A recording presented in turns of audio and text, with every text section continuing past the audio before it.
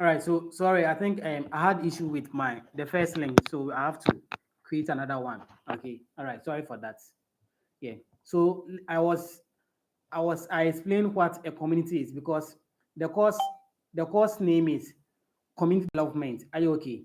And I explained that we have to understand what a community is and also what development is. Okay. Sorry for the HS. I think I forgot anytime I'm going live, I have to put my phone on flight mode because I don't know. They always call. So I have to. I forgot to do that and someone called, distracted their thing. So I have to create another link. Okay. All right.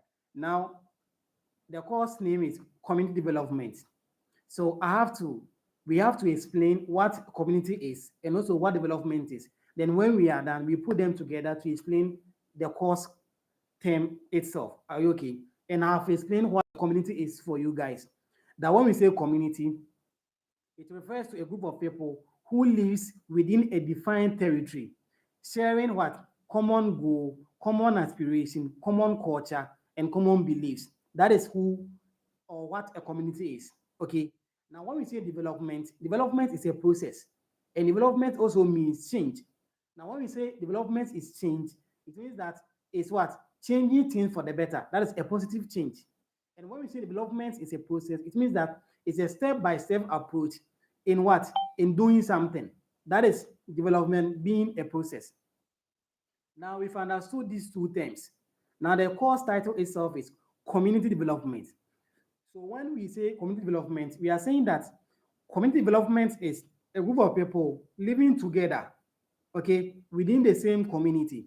Now, when this group of people, when they come together to make a collective decision towards a common solution regarding a particular problem, that is what community development. So it's a group of, or it refers to a group of people living together within the same community, coming together to make a collective decision to find solutions towards a common problem. So when people living together, they come together to make a collective decision or a collective decision to find solution to a common problem. That is what community development. Now let me make this example. So let's say myself, let's say Etienne and let's say David and Ernest. You see, myself, Etienne, David, Ernest, we are four. We are living together at the same hostel. So that hostel is our community. Okay. Now, when we are living in the hostel, and let's say we realize that there is a leakage, the pipe, the water is leaking. Okay, there's a leakage of the one of the pipes. So it means that if you are fetching water, instead of it to take, let's say, some minutes for the water to make full, it will take like 1 hour because the water is leaking. So say a bank it counts small, small. You get it? Now, if let's say a child is our floor, let's say our hostel rep, okay. Now a child will take their phone and call me, hello Mano. I say, hello Echan, where are you? Please, I'm in my room. Okay, please calm down. Then I'll calm down. Then Echan will call Ernest. Ernest, please, where are you? Oh, Echan, please, I'm in the room. Calm down. We're having a meeting. Then Echan will call David. David, where are you? Please, I'm in my room. Okay, David, calm down. We have a meeting. Now, Echan will call all of us. So when we come, they will all come and sit down under the basement of our hostel. Now, our child will propose, okay, now we are having or we are experiencing a water leakage. So, what should we do about it? Because it is affecting all of us. Now, David will share his idea. I will share my idea. Okay. Ernest will share his idea. Echan will also share hers as well. Now, when we all share our ideas, now we make a collective decision because that decision is not only coming from me or Echan. Echan called all of us to come and meet together, and we all made that decision. So when we make a collective decision to find a common solution to a common problem, that is what community development. And what's that common problem? That is the leakage of the pipe. So Echan called all of us. We all met at the ground floor of our hostel. We all brought our ideas or opinions on board. Now we all collectively made a decision towards that issue we are facing, and we all find solution that okay, now the decision is that we all agree that okay, now we are going to call a plumber to come and fix it for us. Or let's say we are going to buy something to fix it ourselves.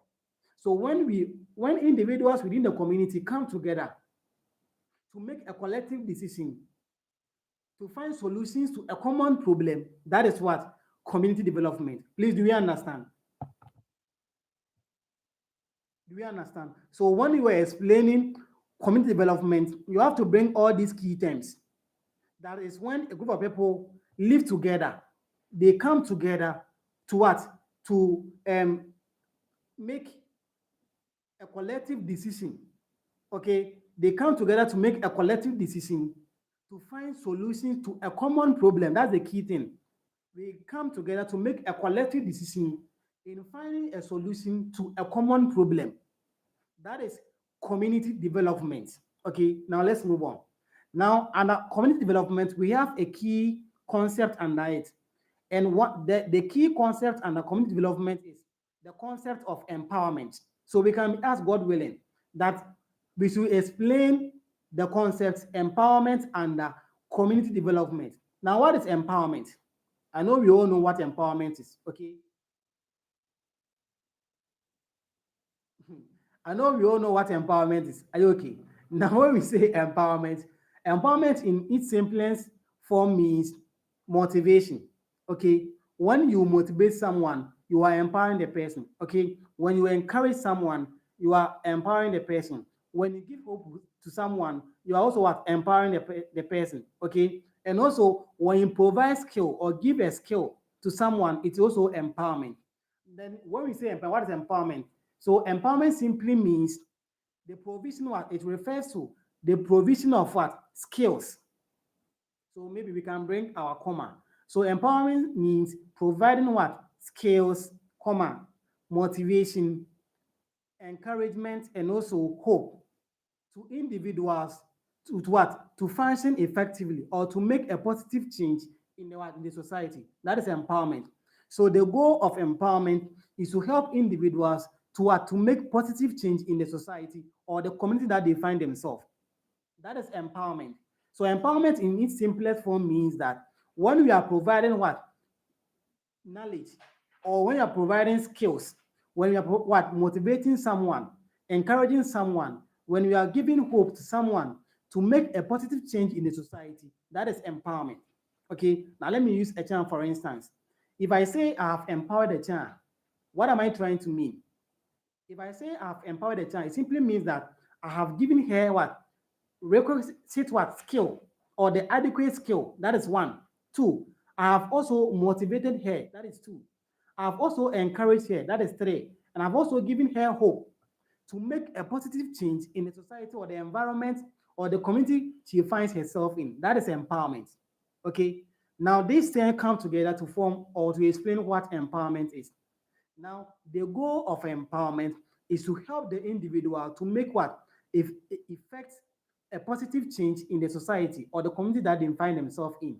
That is empowerment. Please, do we understand?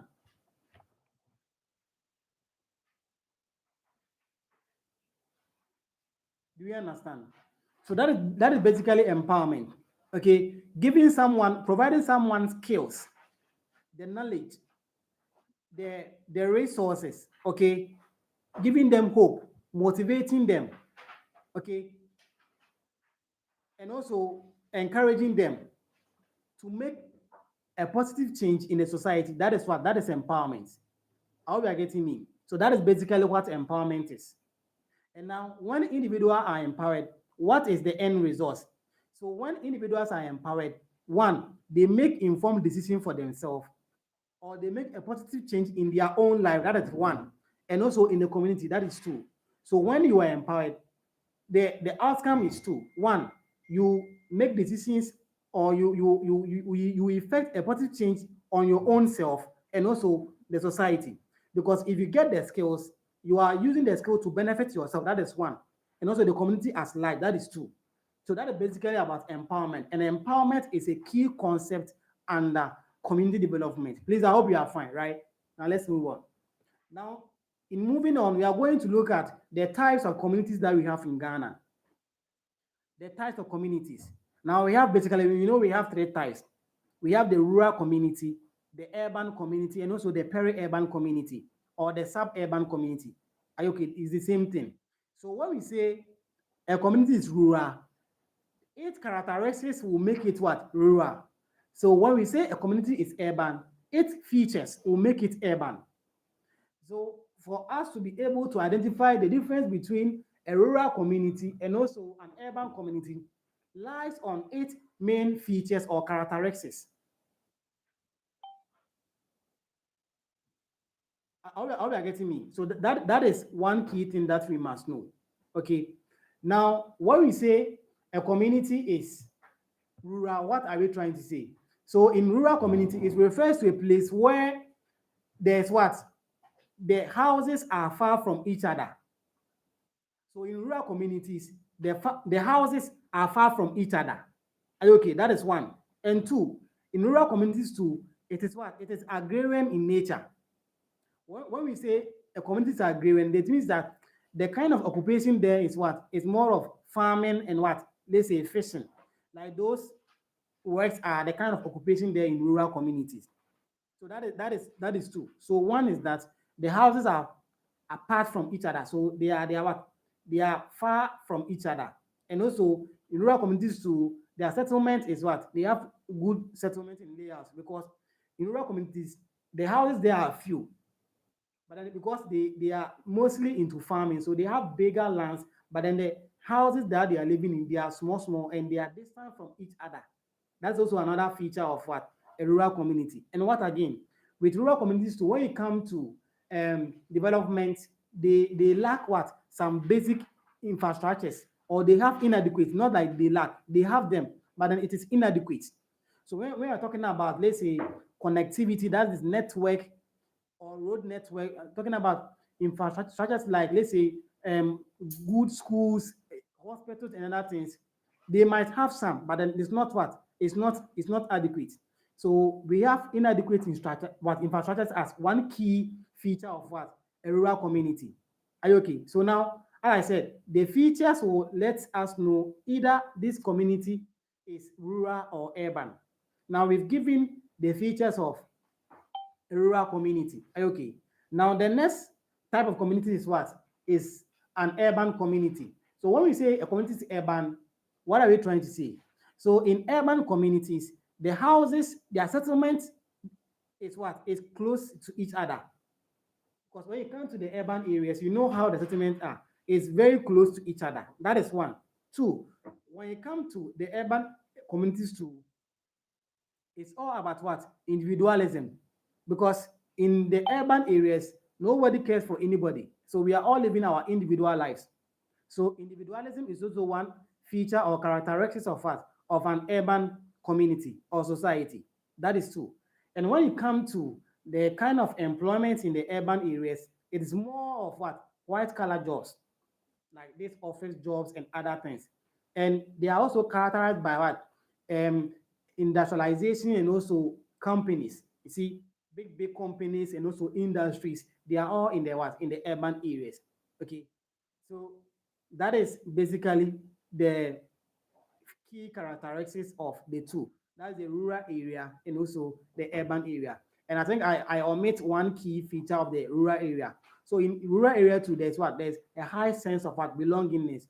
You see, there's this kind of cohesion among the members because you see, sometimes you can have plantain, you want to pound fufu. You can have plantain, you don't have, let's say, cassava. You can go to someone and the person can give you some. Some can even pound fufu. They don't even have soup, but they will pound the fufu. Now they will go to another house to go and collect soup and use it to eat their fufu. But in urban area, Charlie, NC, obi anywhere, obi else want to go fufu oni kwan wo. Do you get it? Nobody cares about you. Are you okay? But in the rural area, somebody can actually pound fufu without having a soup and can go to the neighbor. The neighbor will provide them with soup. Then they will eat with their fufu. Are you okay? So that is the sense of belongingness and also solidarity and cohesion in the rural areas. But then when you come to the urban areas, you see, it is more individualism. Yourself, you and your family, you and yourself. Nobody cares about you. Okay? So you go and pound the fufu and come to my house that you want soup. And let's see the aftermath of it. It will not happen. Do you get it? So that's what I'm trying to say. All right. Now the last type of society is what? Is the peri-urban or the suburban.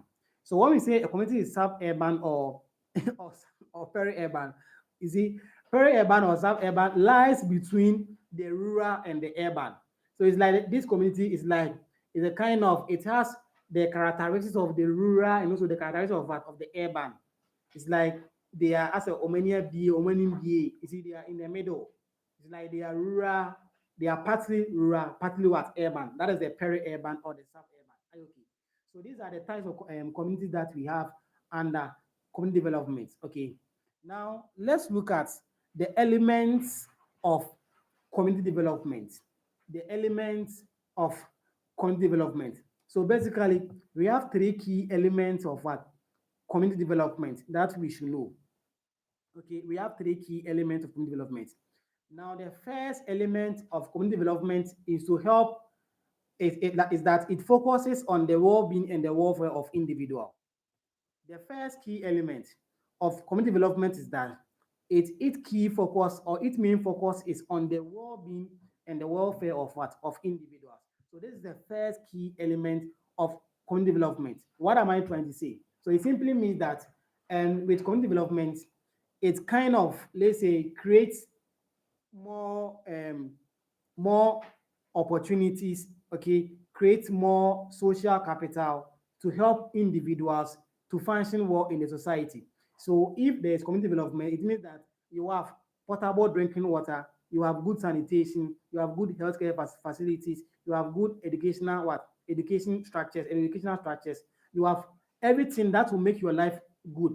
So if there's a proper community development, then it simply means that your well-being and your welfare would what will be attained.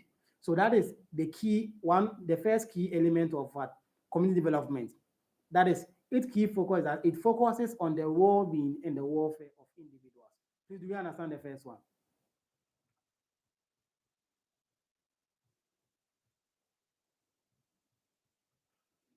Please, are you fine with the first one?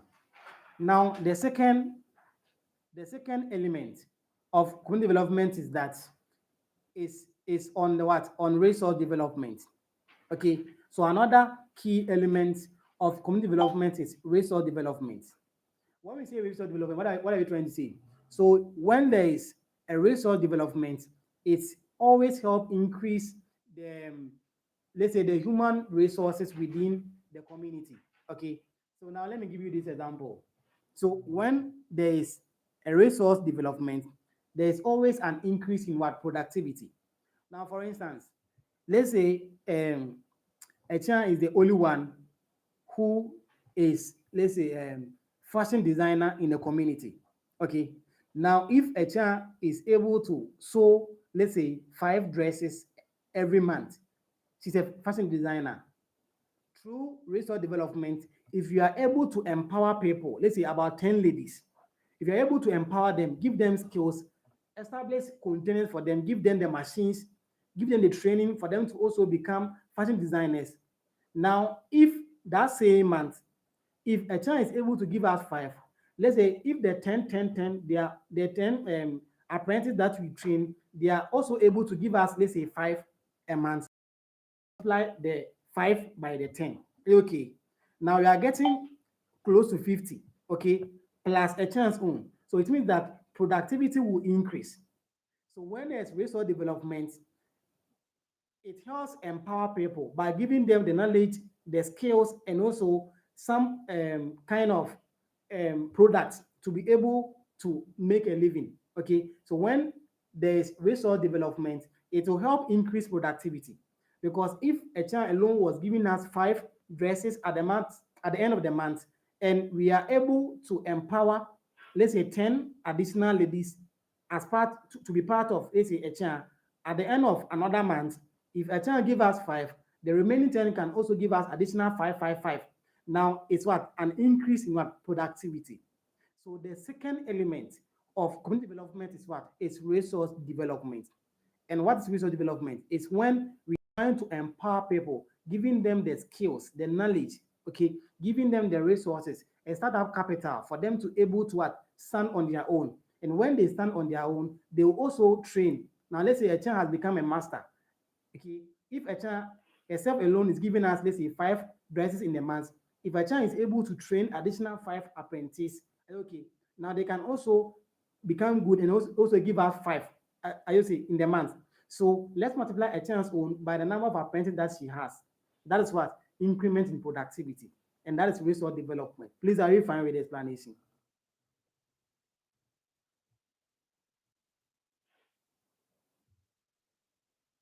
Please, are you good? Okay. Now, the last element of community development is what? It's organizational development. Organizational development. So that's one key element of community development. That is organizational development. And when we say what are organizations? Schools is an organization. Hospital is an organization. Are you okay? The security, the police station, okay, they are also organizations. Now, when there is community development, organization also develop, because through community development, you have organizations like, let's say, the police station, you have hospitals, you have schools, all this within the within the society or the community. Okay, now it also facilitates the well-being and also the welfare of individuals. So if you have roads, if you have schools, we have churches, are you okay? We have marketplaces. These are organizations, okay? And that is the third element of community development. So the first element is that community development focuses on the well-being and the welfare of individuals. That is one. The second element is that community development is what? Its key focus is on what? Resource development. And that is what I explained, that is through empowerment, giving people skills and knowledge, okay, to be able to make their own choices and also increase productivity. Now the third one is what? Organizational development. So these are the three key elements of community development. It's very, very simple. It's not difficult. All right. Now let's move on to the goal of community development. So what does community development seeks to do? What is the goal? So you see, we have elements and goal. They are not the same. We have three elements. That's what we've explained. Now we are moving on to the goals of what? Community development. What is the goal of community development? Now the goal of community development is very simple. Is to create what? Jobs or employment. The goal of community development is to create jobs or employment. That is the first goal of what? Community development. That is one. And two, to increase the standard of living of individuals. So there is two. The goals are what? Two. One, the first goal of community development is to create jobs. That is employment. Okay. Now, through community development, people are what? Are given opportunities to work, because if you are constructing a building, now you will need laborers. They will have to be on board. When the building is done, let's say if it is schools and we are done constructing them, now we will need workers there. That is employment. Okay.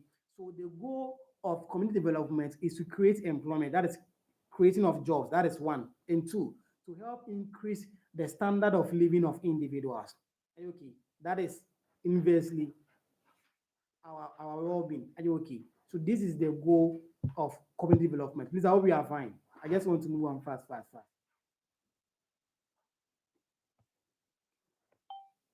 Okay.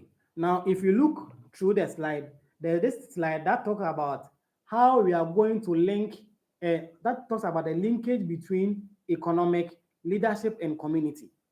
Okay. Economics, leadership, and community. He said we should just talk about the linkages between them. And when you talk of the linkage between these three, now these three are all interrelated or interconnected. Now let me show you this sheet. I think I used something. Okay. Okay. I don't know if you see this one. Okay. So you see, if you see this one, I have economic here. Okay. I have leadership here, and I also have community here. So you see, these three, they are all interrelated. Why? If you want to improve or you want to build community development, you need economic, that's finances, that's money. You need money to build what? Schools in the community. So you see, money is related to the community. Okay. And if we need community, community also produce what? Leadership through empowerment. Okay. So the leadership here is what? Is through empowerment. And the economics here is the finances. Are you okay? And the community here is the defined territory where people are residing. Okay. So these three, the linkage between them is that they are all interrelated because they all affect one another. Because let's look at leadership and community. If there's a community, we need leaders in the community. So it means that leadership is also what? Linked to community. Okay. And how are we able to get the leadership? Through empowerment. And where do they stay? In the community. Okay. How can we empower these people? We need to empower them through money. Okay. Giving them the knowledge. Because knowledge, we have to buy knowledge because knowledge is not there for granted. You need to go to school, and if you go to school, you need to pay money. Okay, so how can we get this leadership? Through finance, that's economics. Okay, so through economics, now we try to give people skills to become what? Leaders in the community. That's leadership. And where do they also rule over the community? Where do they live? The community. Are you okay? If you and if the community is not developed, where can they live? They can't live anywhere. So it means that there has to be also be money here from the economists to develop the community. So you see what I'm explaining, they are all interrelated. I don't know if you get what I'm trying to say. So these three, they are all interrelated. One influences or affect the other. Please, do you get my explanation? That's the linkages between economics, leadership, and community. Okay. So another leadership is about empowerment. And the economics here is what? It's about finances. That's finances. Okay. And this community here is about what? The territory. Now, all these three, they all influence each other. One cannot stand on its own. Please, do we get the explanation I just gave? Are you fine with these three? Okay.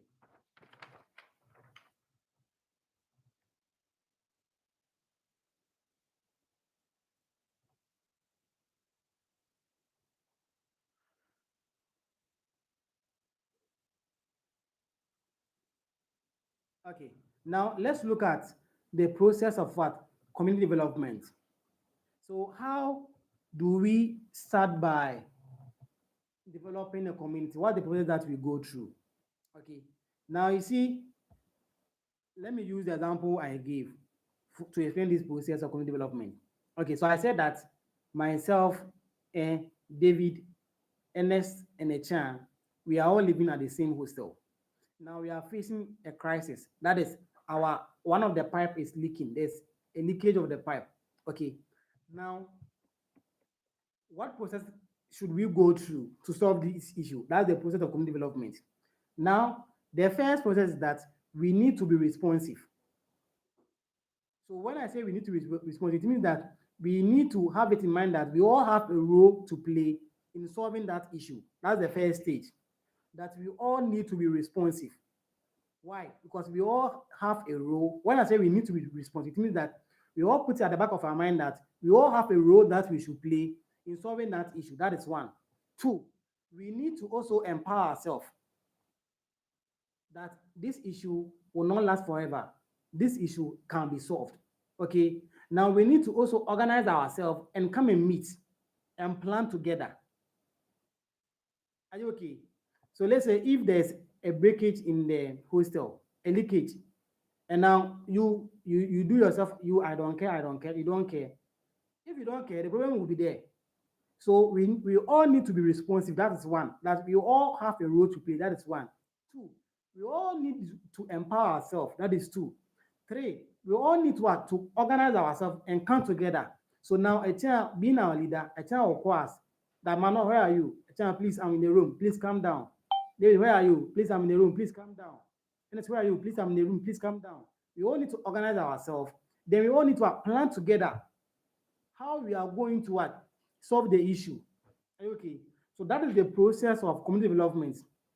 We all have a role that we play. We all empower ourselves. We come together to organize ourselves together. We all plan together. Okay. We all propose a goal that we want to achieve together. That's what the process of community development. It's plenty in the slide, but this is the simple or the short form of it. Please, are you fine?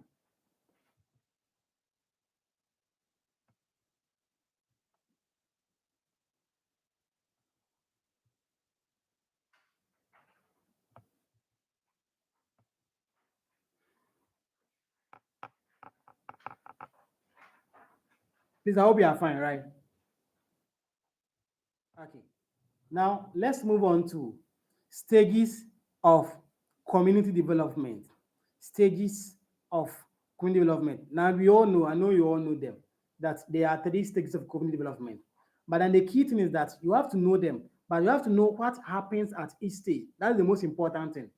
If you know the stage, we know you know the stages, but you have to know what occurs at each stage.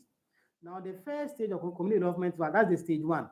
The stage one is what? Is a brand new community. A brand new community. So when we say a brand new community, that's the first stage. What are we trying to say? So it simply means when, let's say, so now let me use David. So if David is having a brand new community, what are we trying to say? It simply means that now David has entered a new community. So that community has become his brand new community. Okay, assuming he is from Accra. Now he has moved from Accra to, let's say, Bolga. The place he finds himself currently, or the present state, is his brand new community. And what happens there at that first stage, that's a brand new community. So what happens there is that David now try to create relationship with the people in the community. David try to associate himself with the community members. Okay, try to create a rapport, build a rapport, friendship among the people within that new community, because you don't know anywhere in the community. So you have to associate yourself with them, create a rapport between you and them. Okay, so that is the key thing that happens there. So at a brand new community, we create relationship what among ourselves and the community members that we find ourselves in. Okay, you create a rapport, create an enabling environment. Are you okay? A serene environment that to make them feel free to open up to you. Are you okay? Because don't forget, you are going there to collect information from them. So if you don't associate yourself with them, you don't create an enabling environment or friendly environment for them to feel free and open up to you, you will never get what you want to achieve. That is what happens at a brand new community. Please, I hope you are fine.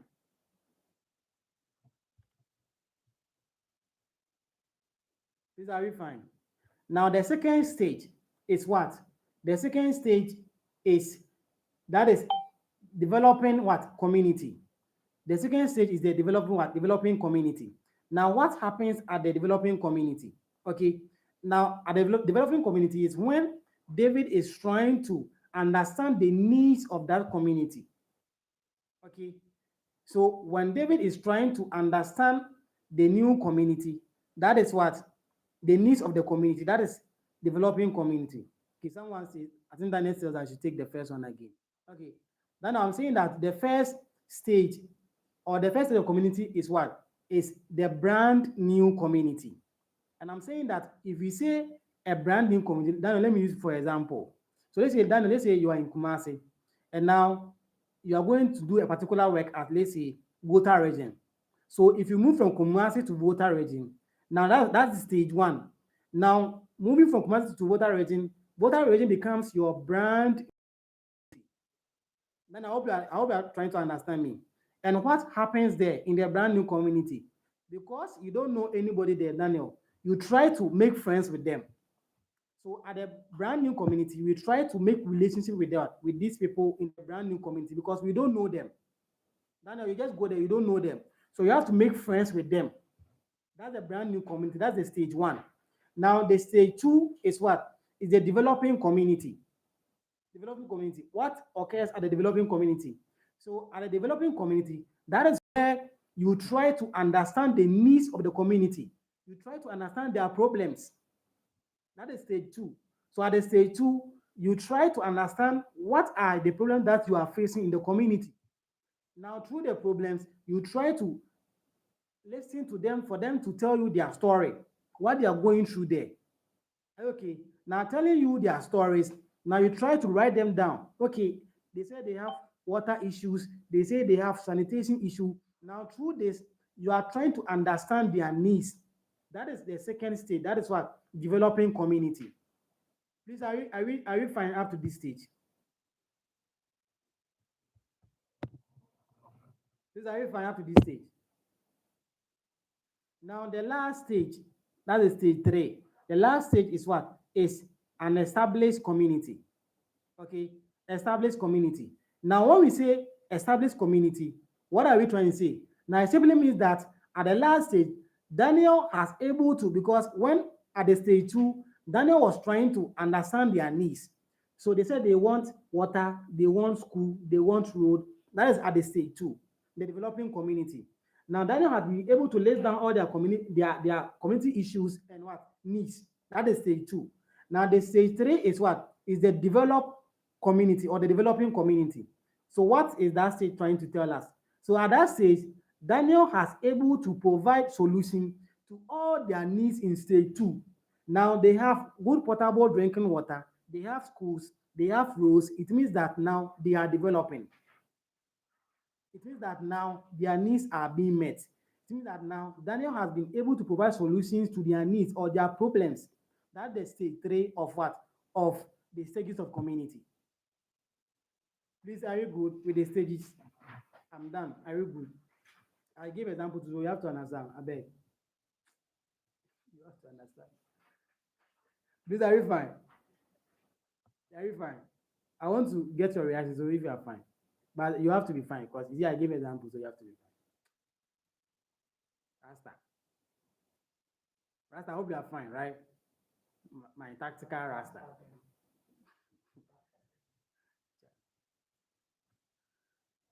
Okay. All right. Now, okay. Now let's move on to the next one. So the next one is, so now what we've done so far, there's one more thing for us to finish the lecture one. So one more thing for this lecture one. That thing is on the history of community development. Now, how do we come by community development? How did we find ourselves in this present situation? Now, if you are asked any question on the history of community development, in brief, in short, we just explain that community development started what? A long time ago. Okay, that listen to what I'm going to say. When I ask any on the history of community development, this is how you go by it. That community development started a long time ago in the form of what? Of welfare or in the form of charity. So community development started a long time ago in the form of charity. Okay.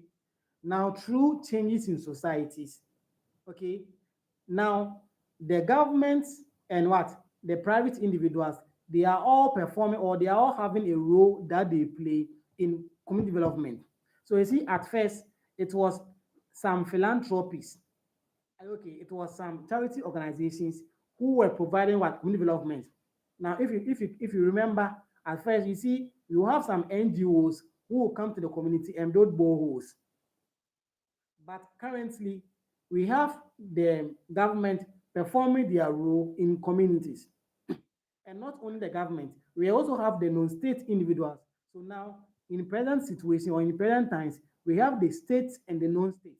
The state is the government, and the non-state is what? Is the private individual. That's the NGOs. They are all helping in what? In community development.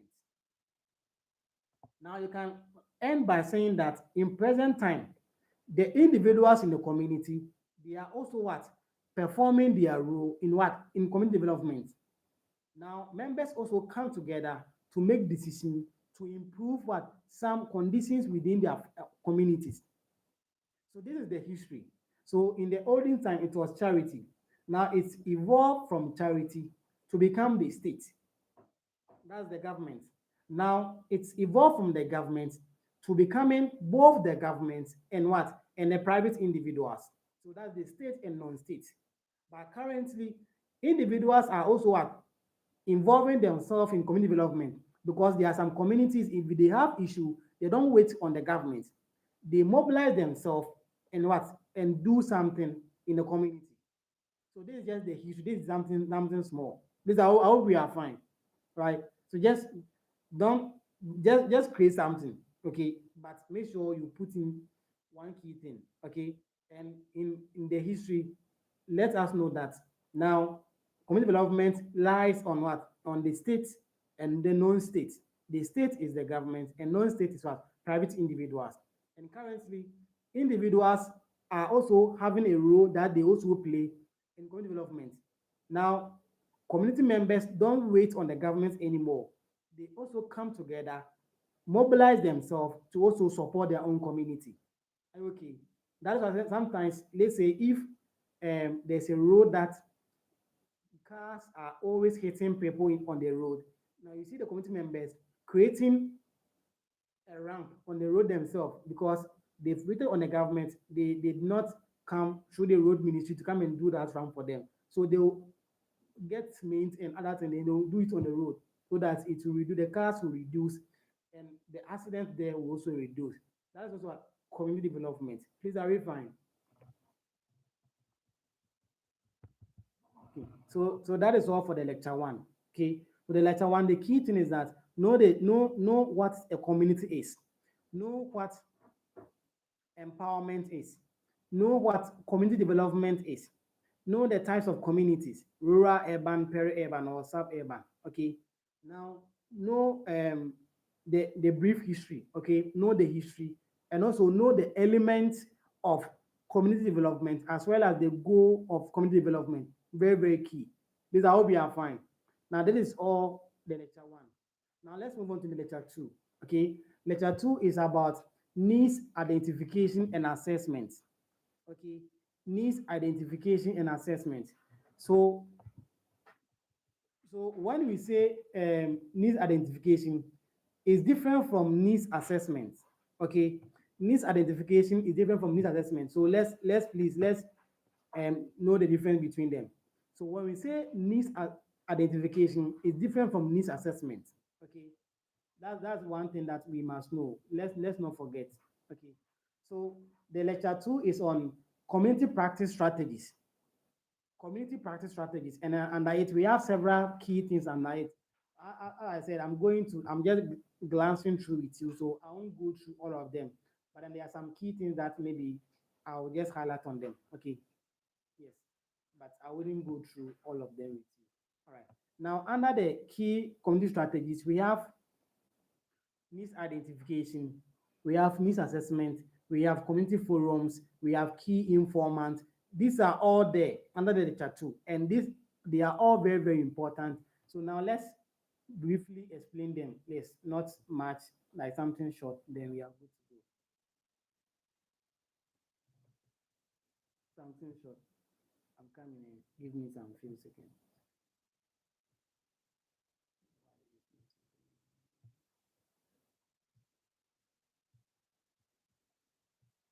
Okay.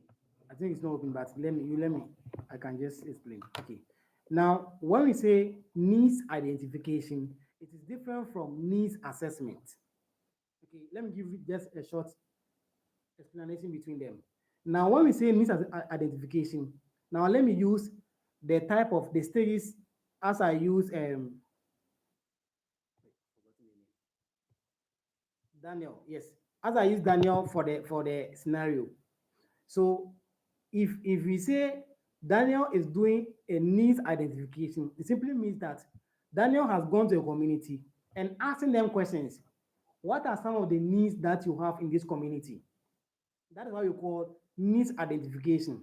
So if Daniel enters a community and asks them, hello, chief, hello, community members, what are some of the problems that you are finding or you are facing in this community?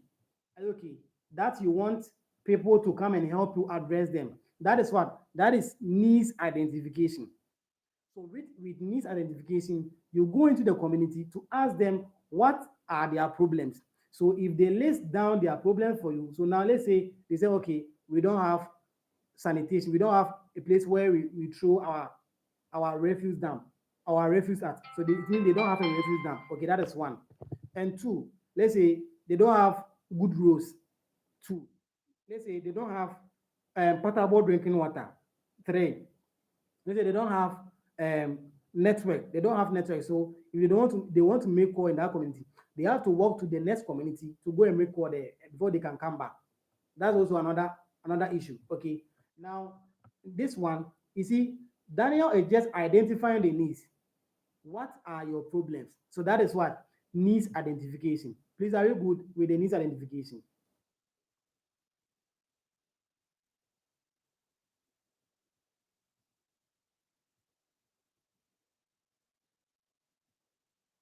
Please, do you understand the needs identification? So with the needs identification, you just go to the community and ask them their needs. Okay, you just ask them their needs. You don't do anything. You just go there to find their needs. So let's say you get back to them, but then you go there, then you just so the first day you go there, okay, and then I'm facing. And how about I'm all chrome say, oh, okay, you need so you need coin, you need a coin, and you need so you need a coin, you need schools, okay, your networking, over coin so food, yeah. Okay, so these are when I am how I'm. So this is what we call needs identification. So when a practitioner goes into a community to just get to know their needs or their problems, that is needs identification. Please, do you get the definition of it? This one, I think, is not difficult. You have to understand.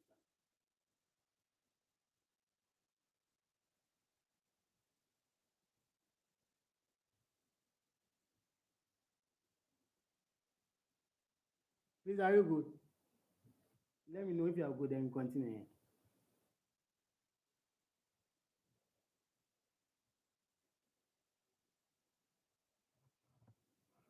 Yes, so that is it. So if we are trying to determine what type of intervention, okay, if you are trying to determine what type of services a particular community needs, that is what needs identification. Because through needs identification, we try to know their needs and also their problems that they are facing. So in that regard, we ask a question like, let's say, what do you people need in this community? So that's the question that you ask when you're doing this as needs our identification. What do you people need in this community? Oh, we need roads, we need this, we need that, we need that. That is what need identification. But when we say needs assessment, it goes beyond what need identification.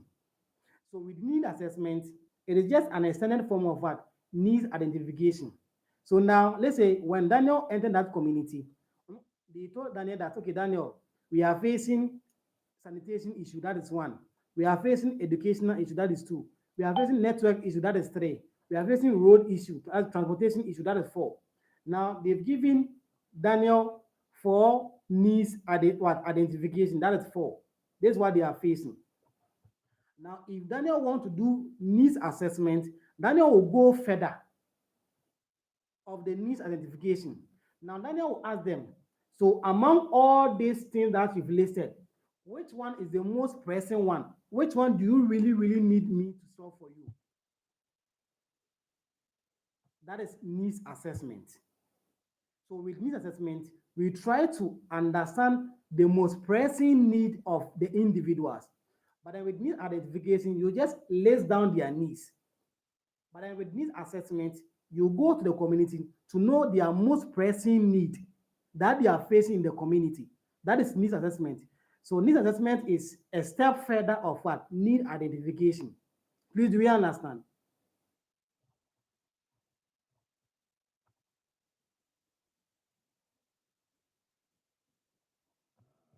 Okay. So with the needs assessment, you rank their needs. Which one is your topmost priority? Which one do you really want us to solve for you first? I know as individuals, we all have needs. But then when someone asks you, okay, now I want you to tell me one of your most pressing needs. So I solve for you. Even though you have several needs, you have several problems, but then the one that you really want to solve first, that is what you tell the person. That is what needs assessment. So needs assessment goes beyond needs identification. So it's when you are trying to categorize, you are trying to what? Give importance to the most pressing needs. You are trying to know the most pressing need that they are facing. That is priorities. Which one do they consider most pressing one that they want to really solve? That is what needs assessment. So you are assessing all their needs to know the most pressing one. That is what needs assessment. Please, are you good?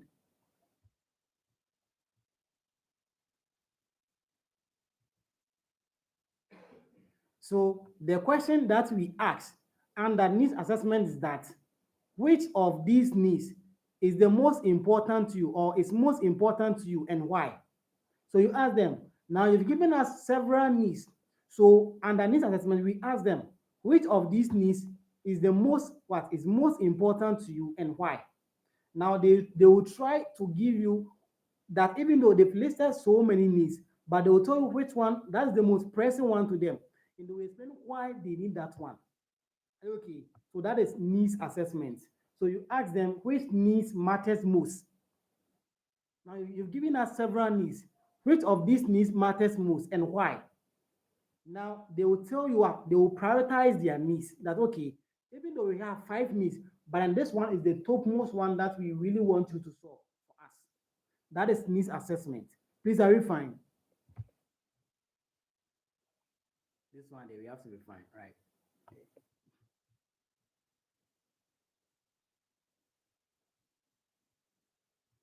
Please, are you good? Let me know so we just continue. So you see, there's a difference between needs identification and needs assessment. They are not the same. Okay, and I'll explain why with example to you. Please, can I move on?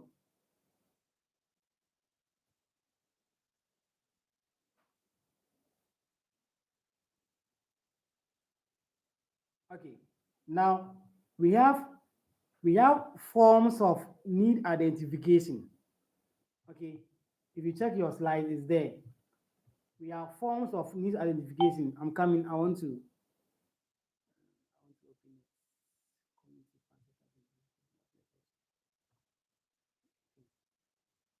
So I think this part is also very, very important that you have to pay attention to that this what I'm going to explain.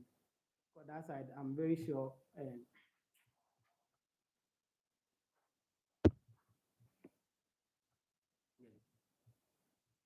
maybe you know that, right? Okay. So I'm just opening it. It will come right now, so I will explain. Okay. I think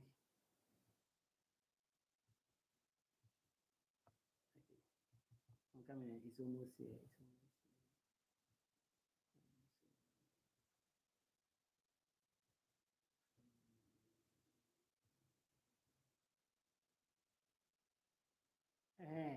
Yes, this one, I think forms of need identification. I think there are about five or so. So we have social indicators. Okay. We have social area survey. We have demand for services. We have analysis for service resources and also citizen survey. So these are forms of what need identification. This one, I think, well, but it's important, okay? It's important. Now, when we say social indicators, social indicator is used to understand a given social area, okay? Now, you see sometimes they'll be like, okay, now this area is tomato people, like tomato area. Like if you go to KJTR, you see we have, they say they have the lace people there, they have the utensils people group there, they have the vegetables people there, they have the fresh meat people there, they have the fish. You see, that's a social indicator. So it's something that help us to understand a social area. Okay. Now you see there's a communities, they are known for, let's say, fishing community. That's a social indicator. Their community that is known for farming communities. That is what a social indicator. The community that are known for carpentry. That's what a social indicator. The community that is known for what added to it. That is what a social indicator. So something that help us to easily identify a particular group is a social indicator. Please do you understand? Please do you understand social indicator? Something that help us to identify a particular group is what is a social indicator.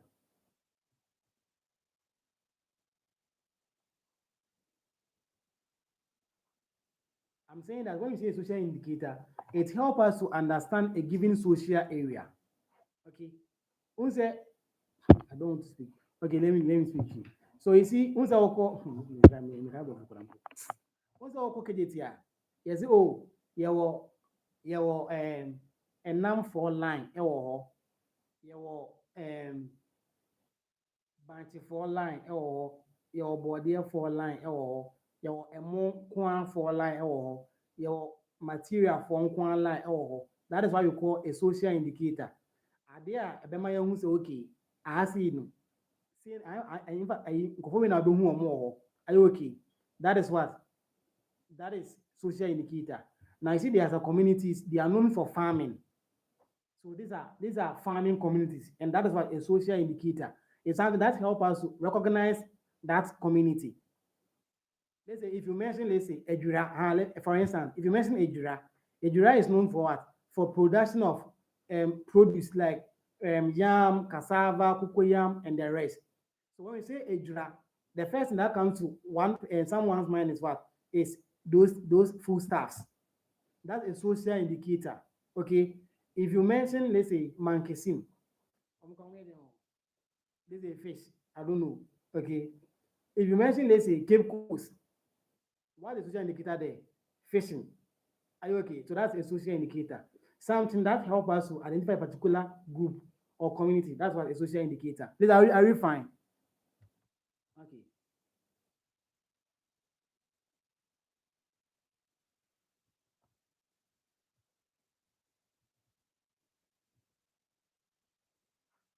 Okay. Now, the next one is what? A social area service. So when we say social area service, we are saying that it demands for what? Services and also citizen service. Now, let me try to just brush this one off. So, so when we say social area service, it's when we are trying to um, collect the response of some people in the community. So let's say I'll come to, let's say campus. Campus is a community. Now I want to know how students see KNUSC as an institution. That's what that is social area survey. Now I'll come there with my, let's say, my questionnaire or my interview guide. Then I'll interview them, get responses. That's what social area survey. This I hope you are getting it. That is it. It's not difficult. Okay. All right.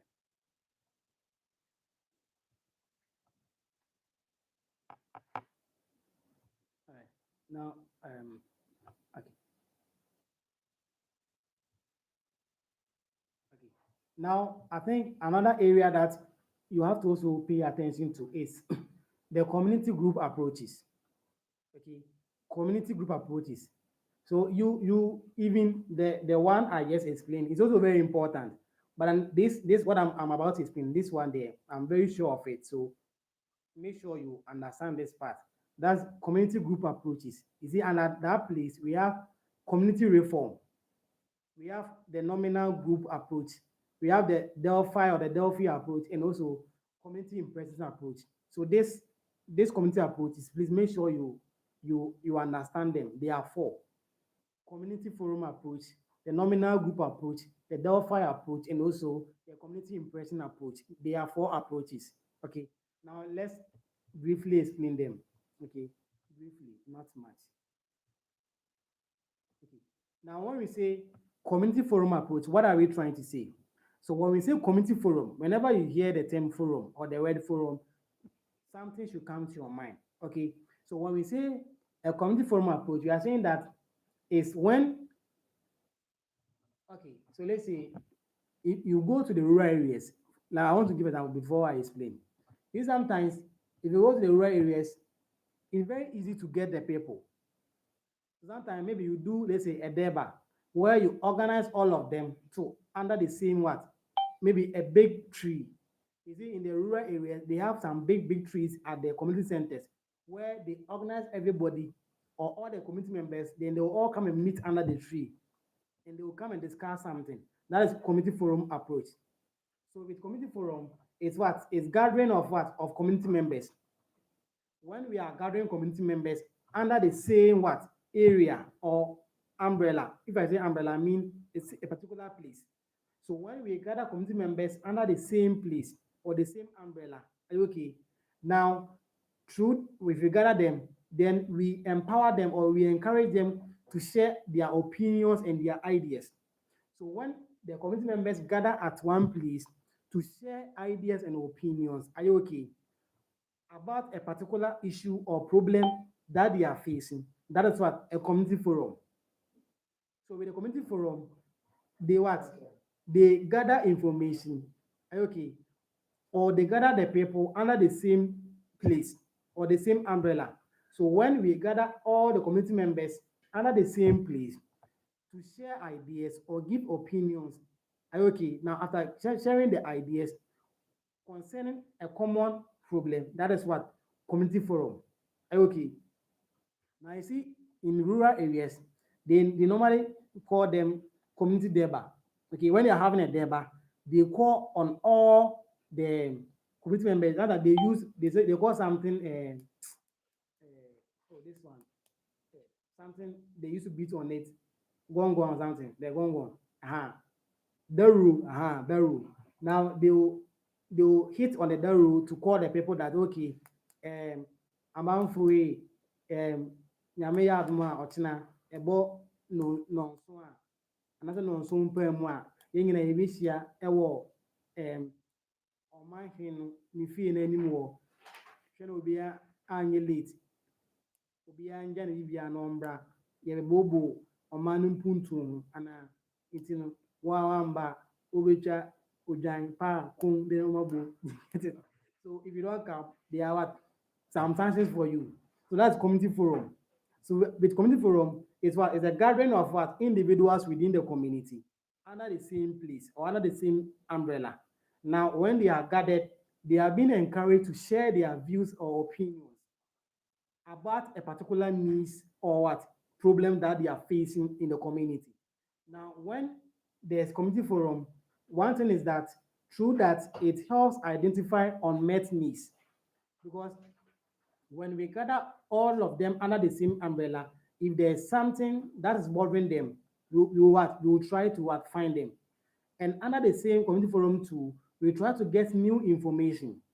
So through community forums, new information is what always emerge. That is one. Through community forums to what we try to also identify unmet needs. That some of the problems that the members are facing in the community. So that's community forum. So with community forum, we gather all the people in the community under the same what umbrella or under one at one place.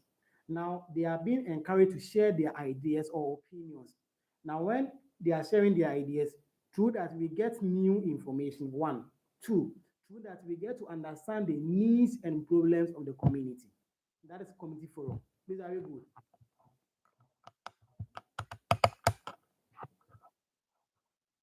Please, are you good? Please, do you understand the community forum? We must understand that one. Right. Please, are you fine?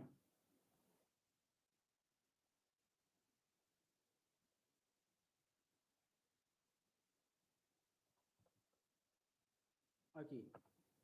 Now, the next approach is what? Is the nominal group approach. The nominal group approach. So you see, the nominal group approach, now that one is different from community forum. So with that one, we select few members of the people to represent the entire community. Okay. For instance, now Bomso, Aidiase, Kote, let's say Quentin Chrono, they are all under Oforiko Municipal. Okay. So if, let's say, for instance, there's a meeting by the municipal directorate, and now they want to have people from all these communities. You see, they can't let all the members in the community come to the Oforiko Municipal because once people, there are many. Of Ayudiasi, there are many. Ayoke, Kote, there are many. So in using the nominal group approach is when a group of residents in a community are invited to represent the whole community. So now let's say the meeting they are going to have at the Oforiko Municipal, they select, let's say, 5 people each from each community. 5 people from Kote, 5 from Aidiase, 5 from Kentinkon, 5 from Bomso, to represent the whole people in these communities. That is what the nominal group approach. So with the nominal group approach, residents within a community, and listen, you should be a resident in that community. You don't just select anybody. The individual we are selecting must be resident of that community. So we select residents in these communities to represent them as a whole. That is what nominal group approach. Please, do you understand this one too? Please, do you understand the second one?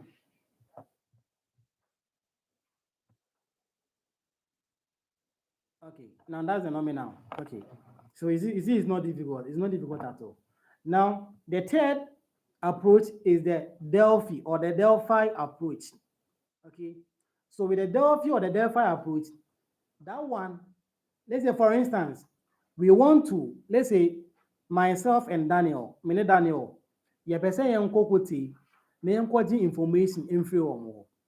Myself and Daniel, we want to go to Kote to collect their views about a particular issue that they are facing at Kote. Me ne Daniel pɛ sɛ yɛnkɔ Kote na yɛnkɔgye wɔn adwenkyerɛ ɛmfa problem bi a wɔn face wɔ Kote. Now, ansa na yɛbɛkɔ hɔ no, yɛbɛyɛ questionnaire because questionnaire no na ɔmbɛfɛle na yɛnyɛ wɔn responses. So we'll go to Kote with our questionnaire for them to fill and give us their responses. Okay, but then before we go to Kote, we need to what? Meet an expert. We need to have a panel of experts. Then we give them our questionnaire that please, we know you are all experts.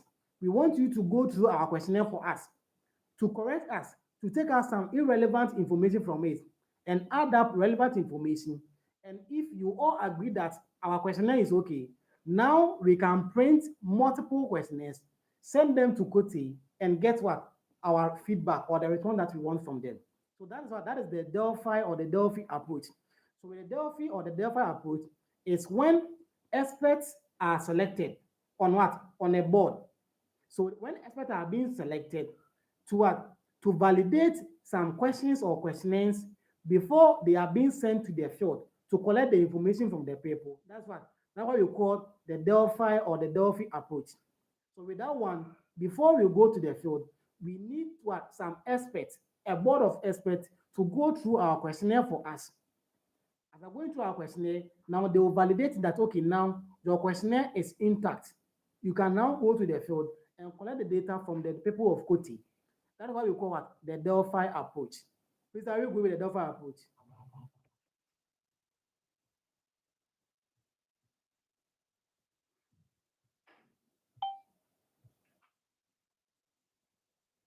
Please, are you fine with that one too?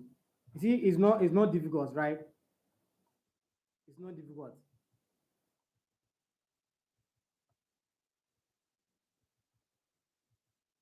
Please, are you fine with the second one? Oh, I think, oh, the third one rather, the third one.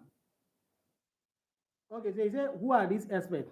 So these experts can be, let's say, maybe Kote is facing sanitation issue. So we find experts on what? On sanitation, or experts who are good in what? In sanitation issue. Are you okay? Now we find them, we give them our questionnaire for them to go through to validate it for us that okay, now we think based on our expertise, these are the questions that we think you should go and ask them. Are you okay? So these are the experts that we are going to talk. I'm trying to talk about. Are you okay? So now we give them the questionnaire. These experts sit on it because they have expertise in sanitation issue. Now they will sit on it. They will take out some irrelevant questions from it, add their relevant questions to them. Now they validate the questionnaire. Now they give it to us for us to go to the field and collect the data from that, from the people of Kote. That is what we using the Delphi or the Delphi approach. These are we fine?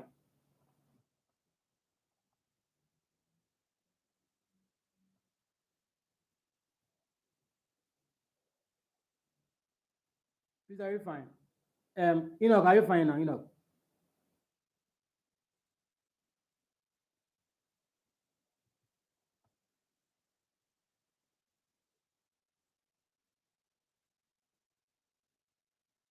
Okay. Gideon, you're good. Okay.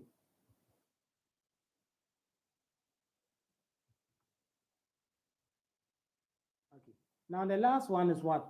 Community impression approach. Okay. Community impression approach. All right. Now when we say community impression approach, what are we trying to say? Community impressions. What are the impressions of communities about something? There are some communities, they are very, very reluctant. They are very, very reluctant. So for instance, you see, there's a communities, if you want to go there and collect data from them, they will not even open up to you There's some people, you go there, you go to everybody, say, oh, they are busy. You go there, they say they are busy. Okay. So with the community impression approach, is trying to say that in order to interview the entire society members or community members, for you to know their impressions, you have to select a few people, like three, to interview them, to know their impressions. Okay. Now that this will give you the impression of the entire community members. That is we using what the community impression approach. So with that one, for us to get the whole impression of the community, we need to select few people to study them, to engage them, to interview them. Now, through their reactions, we will know the entire community impression. So that is community impression. Please, are you fine? It should be fine. It should be fine. Please, are you fine? Okay. Now, the last thing we will discuss here is what? Is key informants. In every community, we have key informants. Okay. And who are these people? So they are the people that can help us to get what? Okay, that has to come again. Okay, then I'm saying that with the community impressions, and let's say we want to go to Kote to collect data from them. Okay, but we don't know Kote, and we don't know who they are or how they are. You see, there some people, when they see strangers, they don't even want to give you time. They don't even want to come to you. That's their impression in the community. So if we say we want to know their impression, it means that we have to select, let's say, three people in that community. That's Kote. Now we interview them.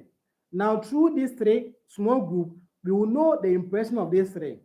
Now we can say that, okay, now based on these three, that is how the community will behave. That is community impressions. So it's when we are selecting a small number of people within the community, interview them, and through the engagement, we will try to know how they are responding to us. Now we can generalize the impression of the community. That okay, now if you go to Kote, this is what we must expect from them. We should expect that if you go there, they will say they don't have time. We should expect that if you go there, they will give us straight answers.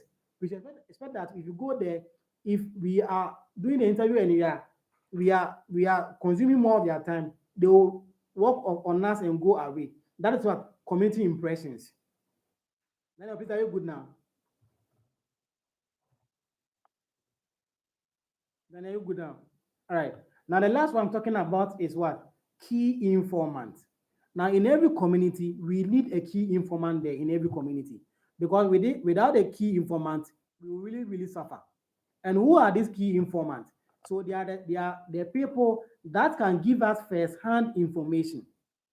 So people within the community that are available and willing to give us first-hand information, that is what key informants. Okay. So key informants are people who are ready to give us first-hand information. Let's say we are going to Kote. We don't know Kote. Okay. Now, if we want to get to know something about Kote, that oh, okay, for Kote, maybe this place you don't pass there, because if you pass there, they will attack you and they will rob you. If you pass here, you go here. If you pass here, you enter here. You are new to the community, so you will need to find key informants to give you a first-hand information about something within the community or about the problems within the community. That's key informant. And who are they? So the key informant can be the chief of the community. Chiefs are key informants. Okay. Assemblymen. Okay. Assembly members are also key informants. We can also talk of what? Nurses. Nurses are also key informants because they can also give our first-hand information about the health status of the community. Maybe this community, maybe there's an issue or a health issue in the community. That's maybe this issue this community, they are all facing from what? They are all having cholera or they are all having malaria due to A, B, C, D. Now, there's the nurses or the health professionals who can give us this information. Okay, that is one. Now, another key information can be what? The police, the policemen in the community. So they can also what? Help us give us first-hand information on security. If you want to we want to know the security status of the community, is the police that we have to fall on them. That they will help us with first-hand information on security in the community. If you want to know the norms, the values of the community, is what? Is the chiefs. I'm up here, therefore, do we get it? It's the chiefs. So the chiefs will help us get to know the norms and values of the community. If you want to know the development of the community, who are you going to consult? The assembly members. So these people have given you the role or the information that they can give it to us. So they are called key informants. Why? Because they can provide us with first-hand information. Please, are we done? So that's all for the lecture 2. Please, are you done?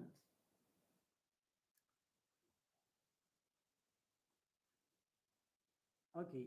Hey, practicing. Okay.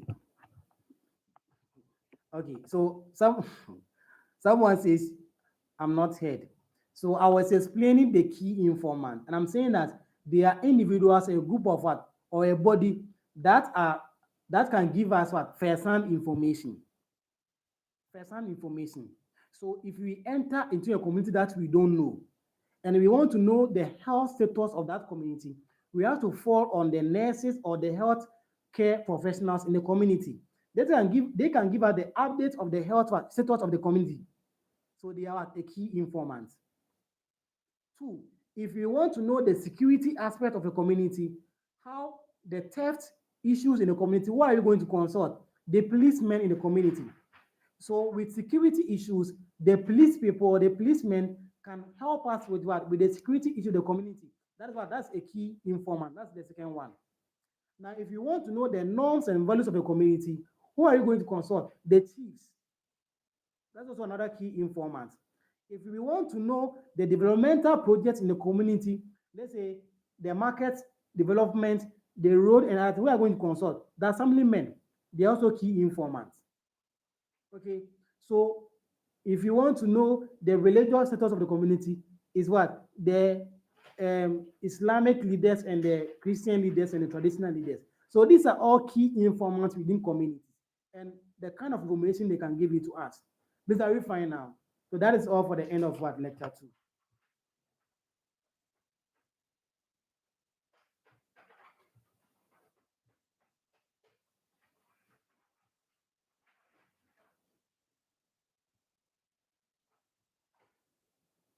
Okay. Now the lecture 3 talks about community development theories. The theories. Okay. Community development theory. That is the lecture 3. All right. Now, we have about 4 theories under community development. So the first theory is what? Is the center periphery theory. The center periphery theory. That's the first one. The second one is what? Is diffusion theory. Diffusion theory. That's the second one. The third one is the growth pole theory. Growth pole theory. So the growth pole theory is the third one. And the final one is what? Is decentralization theory or decentralization. Okay. So these are the 4 theories under community development. Please, did we get all the 4 theories?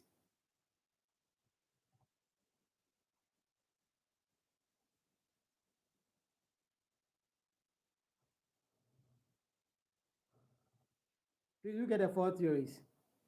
Now let me take the first theory and we explain. Now the first theory of community development is what? Is the center periphery what? Theory. So now the center and periphery, right?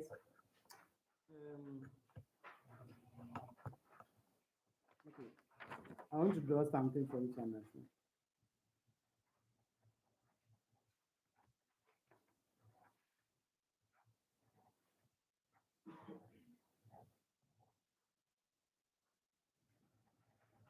Okay. Okay. So look at something here.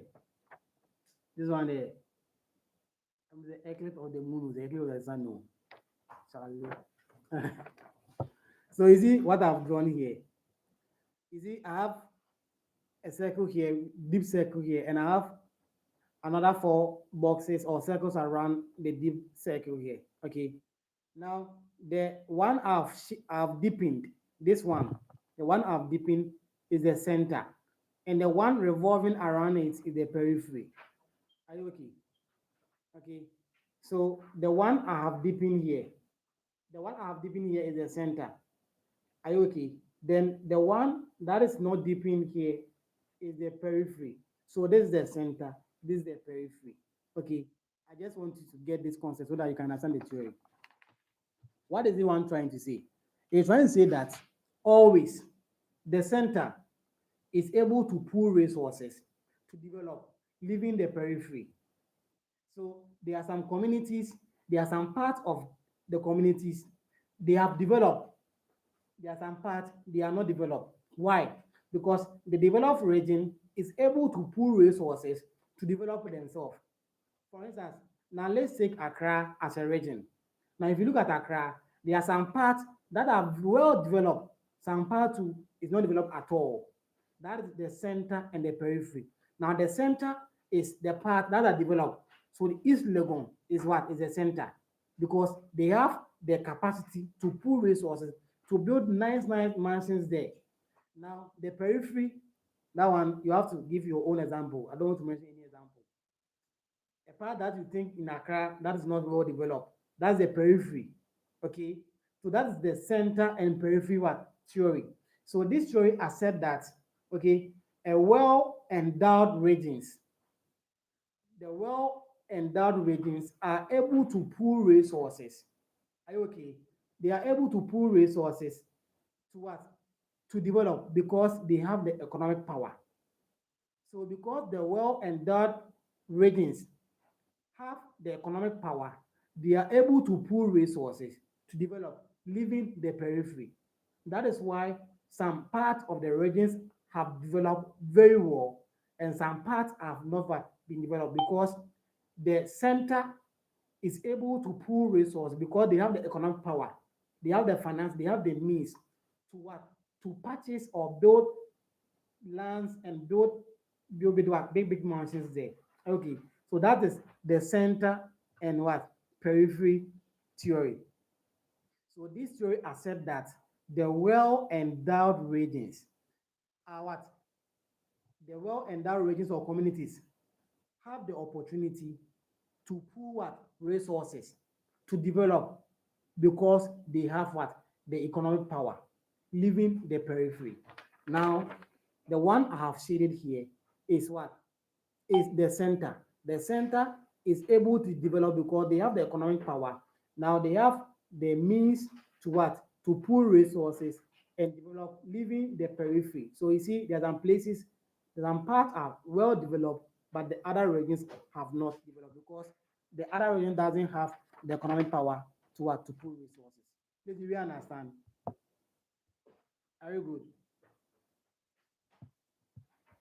These are you good? Please respond and respond so we can go on time.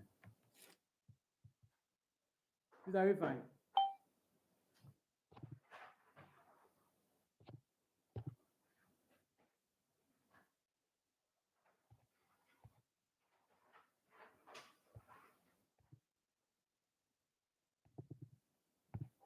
Okay. It shows you are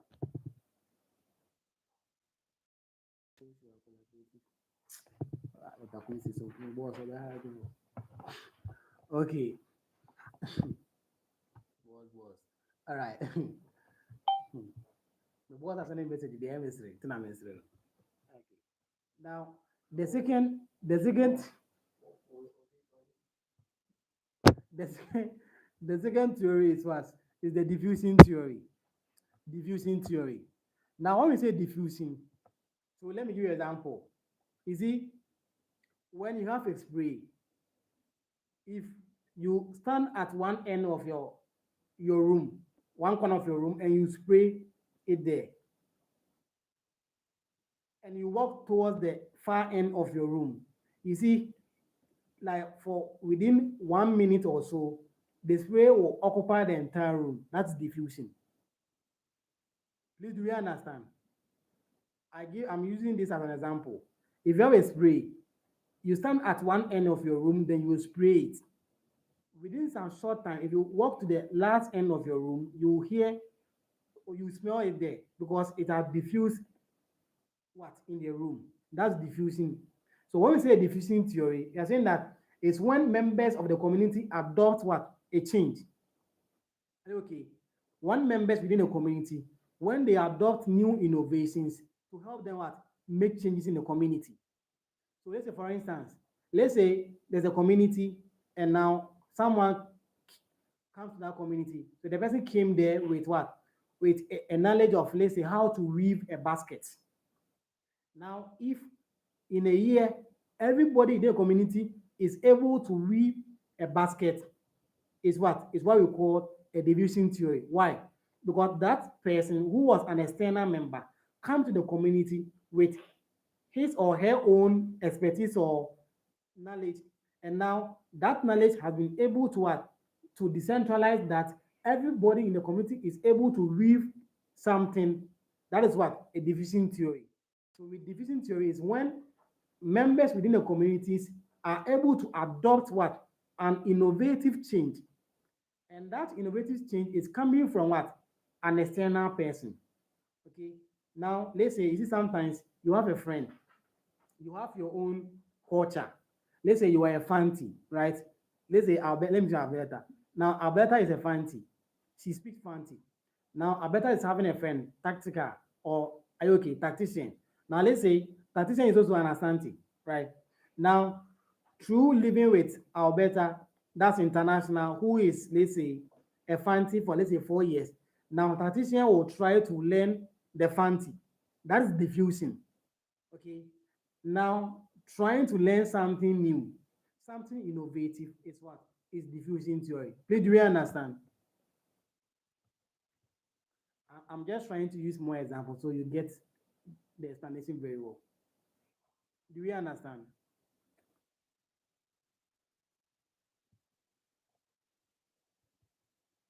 Great. All right. Now, the third theory is what? Is the growth pole theory. Growth pole theory. The growth pole theory. And what is this theory trying to say? So if you say the growth pole theory, this theory is based on the fact that development cannot what happen at everywhere at the same time. The growth pole theory accepts that development cannot occur everywhere at the same time, but then it normally starts at one point and due to time, it spread to the other point.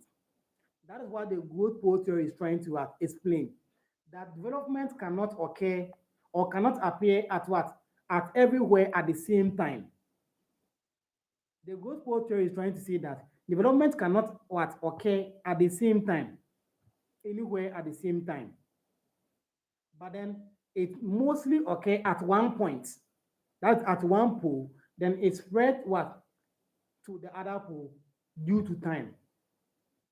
That's the growth pole theory. So the basic assumption of this theory is that development cannot occur everywhere at the same time.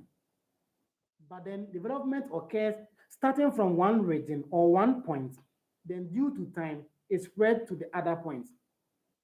For instance, you see where your hometown is. If we go back 20 years ago, everywhere was very bushy. Okay. Now, if you go to your hometown, 20 years ago, it was some part they were very, very bushy. But now, you see, all those places have been cleared. That we have buildings there. Now, they started from one point, they were building, building, building, building. Now, everywhere there's a building there. That is what? The growth pole theory. So this theory has said that development cannot occur anywhere at the same time, but then it mostly occur, start from a point or at a pole or at a region or at a section. Now, due to time, it starts to grow to the remaining end of what? Of the community. That's the growth pole theory. The basic assumption is that development cannot what? Occur anywhere or everywhere at the same time. But then it starts at one point, and due to time, it what? It spread to the other region or the other point as well. That's the growth pole theory. Please, are you fine?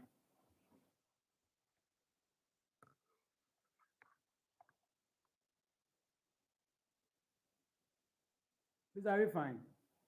That's the growth pole theory. That we cannot develop the community at a go. The community cannot be developed at a go.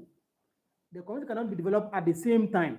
No, because we need resources. So we will start at one point, and due to time, we will start by developing the rest so that in 20 years' time, the entire community will develop as a whole.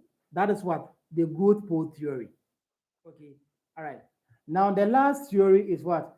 Is decentralization theory. And I hope you all understand what the term decentralization means. It's when there's what? The sharing of what? Power and also what? Responsibilities. So when powers are being shared, when responsibilities are being shared, that's what? Decentralization. Now, let me give an example. Let's say we want to prepare food. Okay. Now, let's say, even though let's say I'm a chef, right? But I won't prepare the food myself. Let's say Daniel will come. Are you okay? So when Daniel comes, Gideon will also come. Let's say Gideon will come, Daniel will come, David will come. Now, as Daniel is cutting down, let's say, the vegetables, slicing the vegetables, are you okay? Are you okay? Let's say we are preparing rice. So as Daniel is slicing the vegetables, let's say Gideon also had an echumako. Or I say Gideon echumako, and then you can roll. You get it? Now let's say I'm also cooking the rice, and another person is also doing something.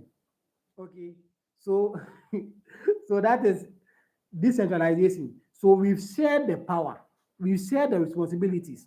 Okay, everybody is playing a role, and in the end, the food will be ready. Then we all eat together. So if we come to the government, you see, we have the president, we have the ministers, we have the regional ministers, we have assembly members, we have the unit committee members.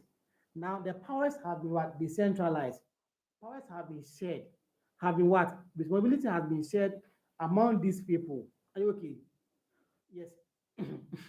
Yeah, Gideon Betumo Kwame. Gideon Betumo Kwame. Do you get it? So this is like I just want you guys to understand the definition of decentralization. When we are sharing tasks, when we are sharing responsibilities, when we are sharing powers among ourselves, that is what decentralization. It means that no one person is controlling the power. No one person is what? Is doing all the responsibilities. Are you okay? Intino. Say, say Daniel, etwitwa enyadoa ne gyeni no. Na Gideon ede etwi mako. Na Mano ede edi mu si so. What I say? Na David ede ebojam. Say on Martin Komana say intino obi ede obi eyebi na emona ede aben. Intino ebia Daniel ede etwi mako Gideon etwi mako no. Na Derek eso eden ede anwa ede esi da so. Nti no sɛ Daniel twa gyene no wie a ɔbɛkye gyene no so. Nti ɔmo sɛ nti ɔkye so nyinaa no ebia na na destiny so yɛ na destiny so yɛ de ɛɛbɔ gyem. Nti no like obiara ɛyɛ bi. So wei twi mako wei yɛ that's what decentralization. Nti yɛakyekyɛ ade nim. Yɛnwie no na yɛ sɛ mo na yɛ den ayɛ solid. Obiara yɛ den a control. Eti no Derek sukura bɛrɛ eti ma sɛ wɔde ma sɛ Derek de Derek bɛkyi gyene ne sama yɛ. Eti sɛ Daniel twitwa gyene ne wie a ɔde bɛma Derek na Daniel akyi gyene ne sama yɛ. Ɔde bɛkyi anwa no so. Eti ɔno no kyi anwa no so na mmemme so na mmemme wɔ horo mu no. Ma se nkɔmɔ na se. Eti no na destiny so yɛ de destiny kura bɛrɛ de. Destiny kwa koto apapa ya aba alawa. Destiny kwa koto raba aba. Do you get it? Eti no mo say obiara ye rule. That is what decentralization. I don't know. It's in Obia smart in common. So that is decentralization. I just want you guys to understand. It's no one person is controlling all the power. The power has been shared to all of us. Okay, it's Gideon Echumakoma, na Daniel said, education in the Narwani Adiadin, in two scenariade. I say, aha, it's me over mono, not directly to Yedin. I want to my it won't say, you like I say, Gideon Echumakuna, I am solid. Say, I want move, say, they never know any AI, you'll be asked, and I'm a AI. Okay, so that is decentralization. Okay, it's nice that we are now afraid practical international money rasta more than more be deep. Mother say, to both say, you the audio, and the audio which me go, and the audio which I go, and the audio more. To both say, but I say, that is what decentralization, right? This one the about doing Charlie. All right. So these are the theories. Okay, these are the theories. Okay, it's almost so we have the we have the center periphery theory I've explained. We have the diffusing theory I've explained.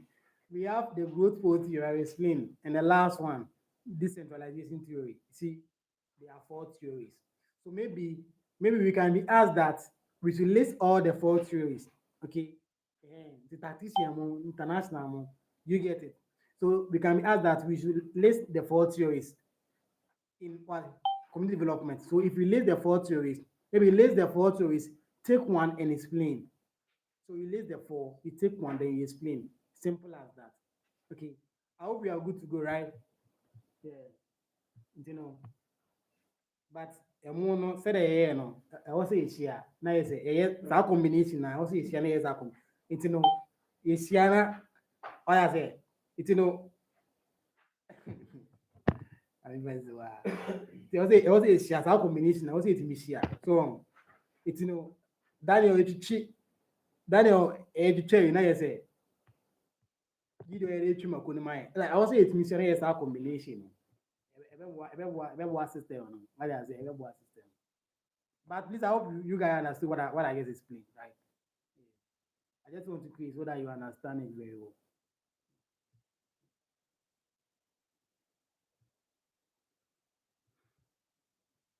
But it's not from one. Ah, give them a sign say boy. Give them a sign say. Okay. Now another area that it's also very now we are done with lecture today. So you see right now, right now you see 1, 2, 3 we are done, right? Now the next one is the lecture 4. Okay. Oh, wait for please. Tactician, which for do you want me to explain? This centralization I just explained that, oh, that one I can't explain. That one I've even used examples, and I want me to repeat myself again. You want me to explain this centralization again or what? Because I don't understand your question. That one there, I've explained. What you give on only chuma kono obebo anwa ati. Okay, you don't need chuma kono. It's a good obebo anwa ati. As all kwa so mo kwa na mbedi mo no. Ana taxi yo na mbedi mo no. What am I say? Ba makona gido ne chie. Ana danizo ne juja gene ne yi no, right? Ana Derek ne chie so. Destiny na bebo je no mai. Ana me na go horo mo no. Combination na no day already. Bonyo combination, Charlie. All right. Now let's look at lecture 4, right? Okay.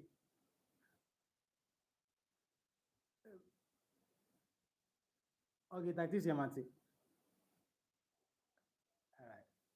There you agree, right? Good. Okay, we are good to go. All right.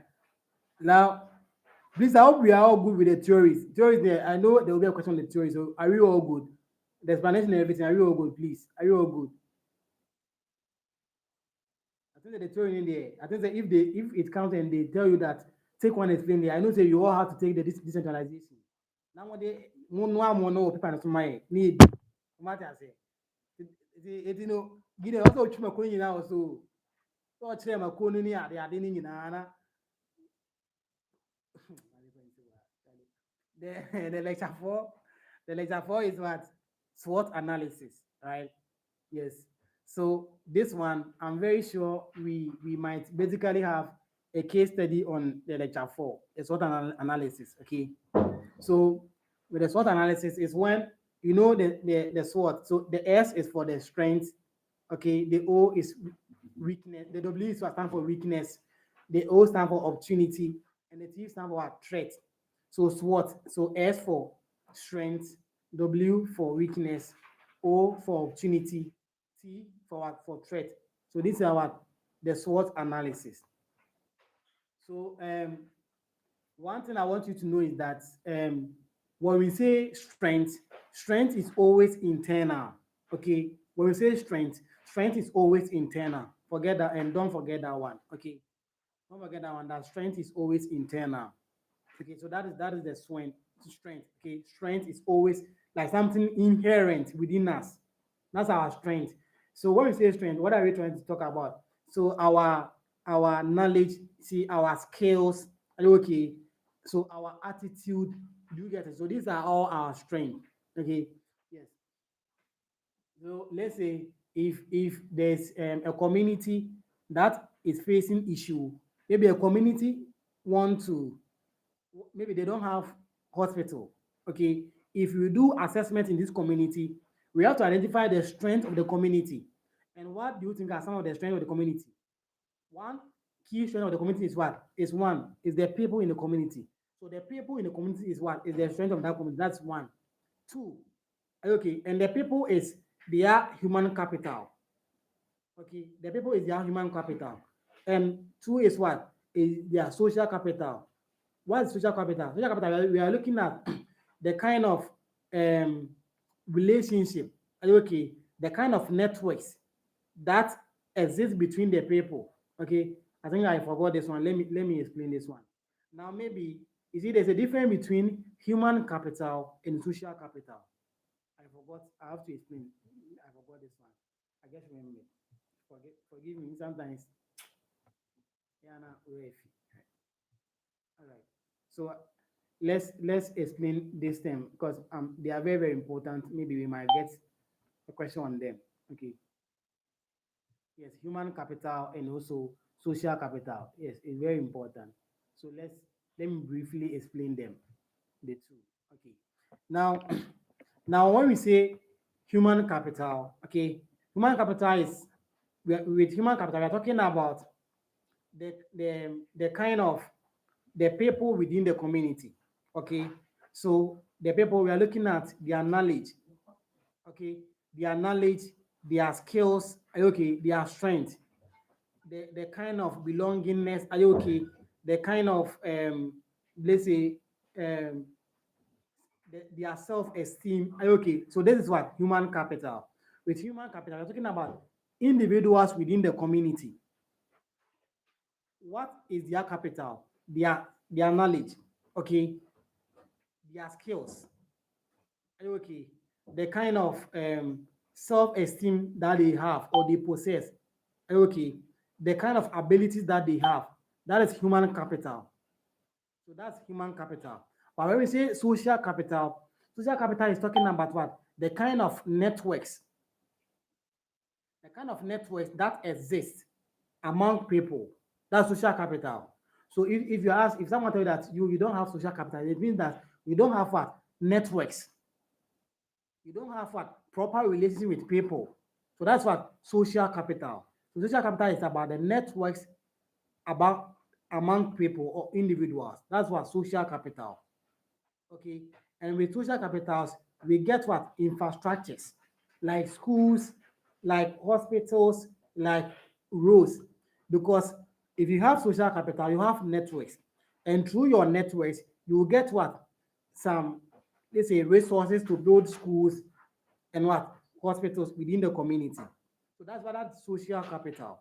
But when we say human capital, we're talking about our abilities, our skills, our knowledge, our resources. That's what human capital.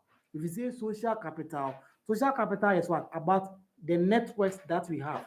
The network that exists between, let's say, myself and Derek, myself and, let's say, Destiny, myself and, let's say, Gideon, myself and, let's say, Daniel, myself and, let's say, David. Are you okay? That is human what? Capital. Do we get a difference between them? This one, maybe we can be asked that maybe we should differentiate between human capital and social capital. So it can be a question. Don't forget, I told you. Okay. All right. Now let's move back to what I was explaining earlier on. That is the SWOT analysis. So the S is the strength. So let's say if you are going to do something in the community, we have to know the strength of that community. So what are some of the examples of a strength? So the human capital in the community is the strength. Are you okay? So the people in the community is what? Is one of their strengths. Now let's say you can look at what? The land, their resources that they have in the community, the land. Because if we want to go and build hospital for them and they don't have land, where can we build the hospital? We can't build the hospital in what? In the sky. We need to build the hospital on the land. Are you okay? So land is also what? A strength of a community. Land is a strength of a community. Are you okay? Please, are we getting the strength? And not forget, strength is always internal. Strength is so within, within, within. Strength is always within. Okay. All right. Okay. Now the W is what? Is the weakness. W of the SWOT is the weakness.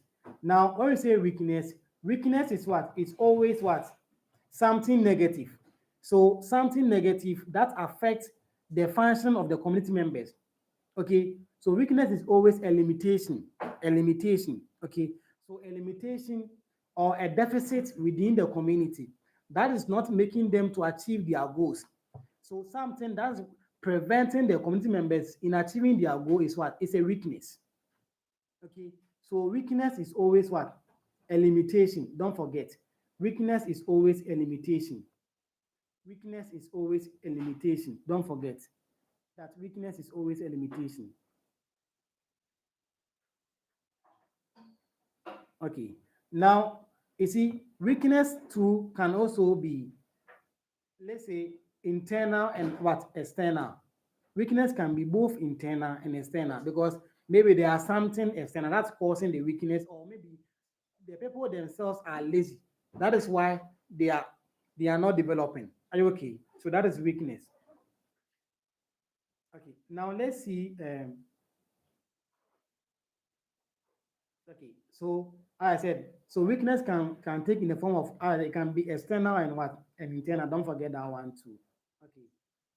So the O is what? Opportunities.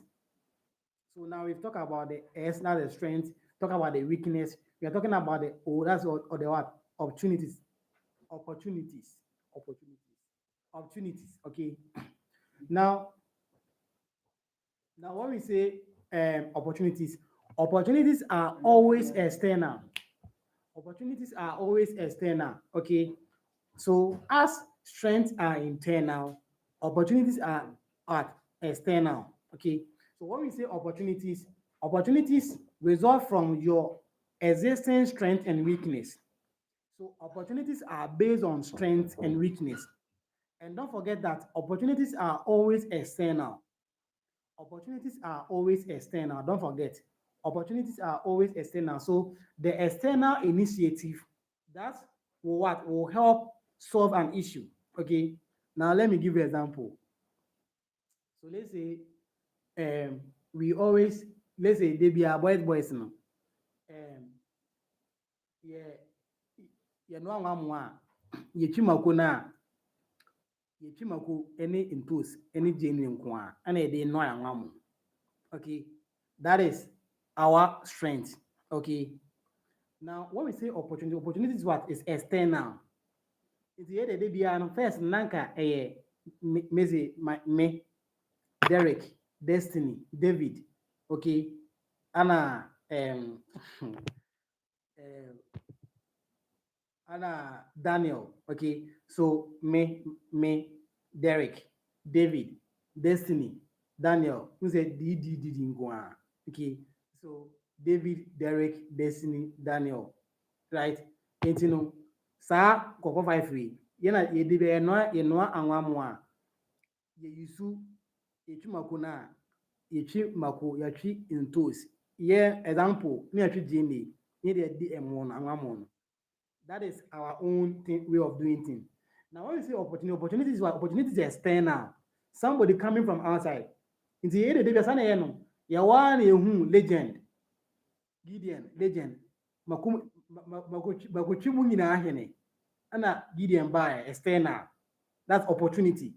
Gideon by that you makuni de uchia munin tosi ni free. Na mfa akika do yeden enwo no. Mama na yeden aye guy. Okay, it's so it's what's that? It's de bia ye twi mako a ye din toast mako any jene nechi. It's your one legend mako twi mo hene bai. Gideon bai. The Gideon bai there be anwa mo de yemfa toast en kama ko no ho. Oda say ti mo fa ka do kakran de ntwum ne emamu nyihwam. No kwa na we de be puru mu minim. Betini mu minimum ama mu minimum ya ada so. What I say? It give the opportunity because I stay na on kan. But on not betray makotwe levels. Say if I never can do it entum na beti e minim. Ama e minim ya ama e minim ada ho. What I say? It oba ya ampa obetray ni levels no dem ka do betwi mu no. Now in tactician mo international mo rasta mo na bedi e no. Oma dia tum say na makotwe we de makona yede makona no da ho ama eminum yede ate na yenum so eminum yede ekoyo. That is what that is opportunities. So opportunities are always external. Okay, it's you don't have a train makotwe mu levels ama or the aika do yede abetwim ama abeti eminim yede. I am speaking like Gideon. Na dem nyina yede abe fili ama say tactician money rasta money international money na aje Daniel aje Gideon ne makotwe levels na yede atum mother say that that is opportunities. The opportunities is what something external coming in to give you something that you were lacking. Okay, so if you are lacking something and something external comes, that thing external coming is what is opportunities. Please, do you understand? Into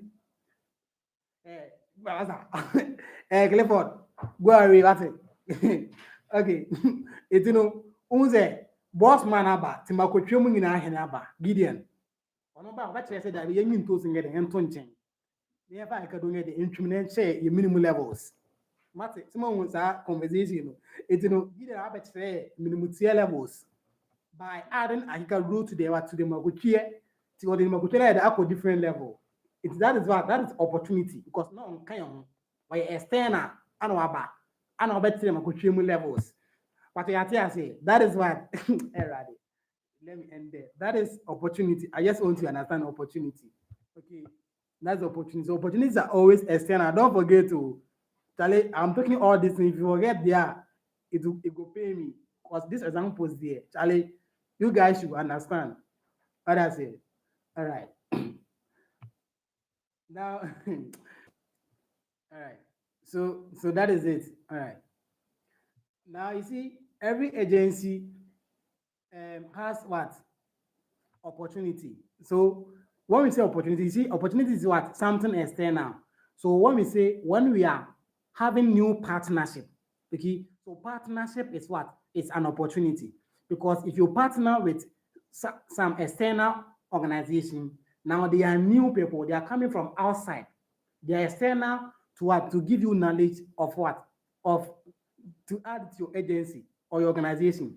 Now, our organization, what we're doing is that when we grind our pepper, we don't add ginger, we add tomato to it.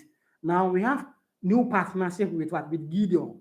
So when our new partner came in, our partner gave us different level of what makuchie by throwing out the tomato and giving us what pepper. So that's what, so into Gideon a new partnership. I form me. Are you okay? So Gideon has given us new levels of makuchie till a tea minimum.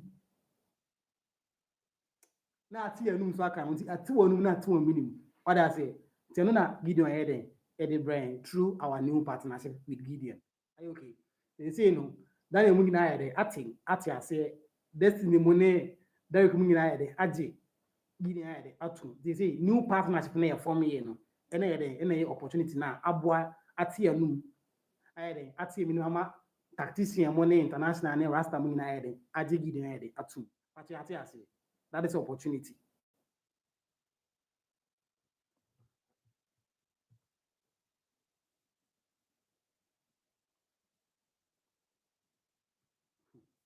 So, all right. Now, now the last one about the SWOT analysis is threat, right? Threat. Now, with a threat, when we say threat, what is threat? Threat is what? They are the areas with potential what to cause a problem. Now, let's say you are building a house. Okay. Mommy use your levels now. Say the better say. Mommy use your levels now. You can't a threat. Threat here areas be a bit more cause problem, potential problem. Okay, I want to use the same example to help us understand the threat. So threats are some things that has the potential to cause a problem. Okay, so potential ability to cause a problem. Let's say first time nana ye twi makunu. Okay, ye den toes chi. Den toes de would chi a problem e bi cause. Would den toes e twi makuna adeɛ kye a wonyɛ den wontumi ndi because ɛbɛ nyinya. What I say? Wode ntoos twumako no a ne anim o ne anim Gideon na ɛde fela wei nyinaa baeɛ o ɛsɛ kyale Gideon na ɛyɛ opportunity o ɔyɛ external ana ɔde fela wei nyinaa ba sɛ gyae kyale ma no amekyerɛ mo deɛ na moyɛ dadada nyinaa amekyerɛ mo threat bi a wɔn threat ɛsɛ o senior makɔhene nyinaa makɔhwie hene bɔyɛ mu ɛ Gideon sɛ kyale munim sɛ ntoos na mode twe munim sɛ ɛwɔ threat ɛsɛ threat bɛn a muchi a mode ntoos ne twi mako na adeɛ kye a ɛbɛninya na ɛsɛ wɔsɛ akɔtɔ foforɔ nti no mayɛ dɛn mbɛbɔ ka mu lose resource sɛ wɔ musika yɛ dɛn ɛhyɛ gu oh saa oh okay eti no munyi ntoos ne yɛ dɛn ɛnto nkyɛn amfa akeka do nyɛ dɛn ntwum na ɛbɛti mu minim na ɛte mu minim simple the kind of threat something that has the potential to cause a problem. And when we say it has the potential to cause a problem, it means that we can lose resources. What I say? It's not even feel like now to get on by necessarily, mano, more share no ma. It's a thing, no more by the share. In post now with the chumun, a day to swam. Mut me and find the monarchan. It was Derek Nakoto by you. Derek Anyasa Adrian. What I say? It's no you say no. Makotwe mo hene you don't have to say into say ditwinu threat here den ewo threat be na yesi threat be na ye face threat ni say sa into no potential ni bit ma cause what mo bit ma cause mo loss of resource ben makona mo twinu ade kye a muntimi ndi ebe ninya because into be de be na nya somati ase nti mbebo ka ebe lose fans sika nti makotwe hene be kye say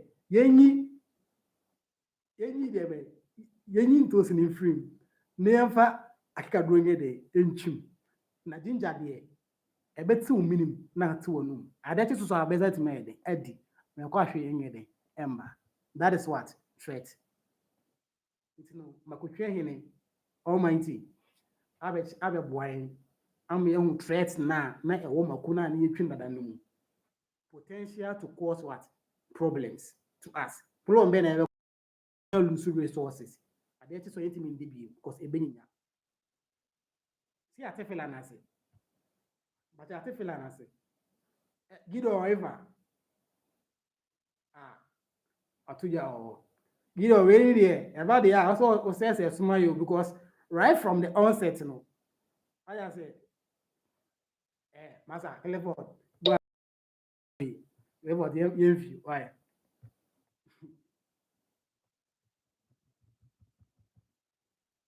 Okay. All right. Now, one thing, one thing we should also know is that threats are also what external. I didn't know threat here external. Let's say, let me use our own example that we are using. Now, and those no, Yakoto Frabontin and everything. When they between Yakoto you and what I say. Now, Yakono, and those Yakoto Frabontin, that's external. So you China say a catastrophe. Now, external, when you get on the HRM move, say external force be with me free, remember, from the highway. Abe ma kuna yɛ den anyinya nti external wind na ɛbɔ firi abɔnten ba no ɛna bɛfa mako no so a deɛ atwi no wɔ so a ɛbɛyɛ dɛ ɛbɛma ɛbɛma kuna yɛ den anyinya. So threats are also external. So let's say if you build a house, okay, let's say a threat can be what? Flooding. So flooding can come, enter your room and destroy your building. Okay. Earthquake can come. They are all what? External. Okay. Heavy wind can blow. It can take off your roof. That's also what? External. Okay. Ebamba ko twi no so a you don't actually say in two san with twi no. We twi na kata so a external heat bi where ne ebebo apampan tre ni so na abo awura makoni. Ebo wura mu a ebamba ko na ye dey anya external. The threat is external. It has the potential to cause a problem. Nice. Spanish video. Thank you. Dejabe.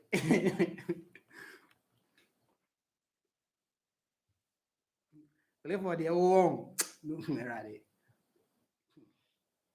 Eh, practice who's it? Eh, Gideon, I won't you. Gideon, I won't mind you, okay? I won't mind you. Okay. So when we say threats are always external. So let's say we have wars, we have violence. Are you okay? So anything external is what? Is threat. And it has the potential to cause a problem. Okay, that's straight.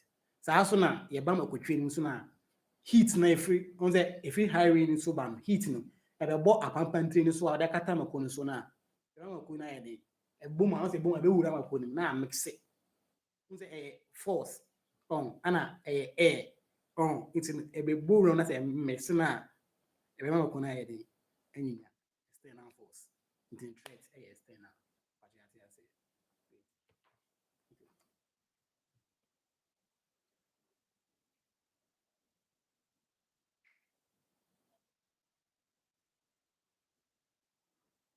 Okay, so you know that's the SWOT analysis. So you see, it's not difficult. It's not difficult. Okay. So this video will be saved and it will be there. People will come and listen like this is Makuchi. Hey, this video, I'm sure anybody who will come and listen to it anytime again, the person will laugh. The person will laugh. The person will find Clifford Makuchi. I say Clifford. Clifford only be both in mind. Makuchi is Gideon. Gideon rather, not Clifford. Gideon. Yeah. All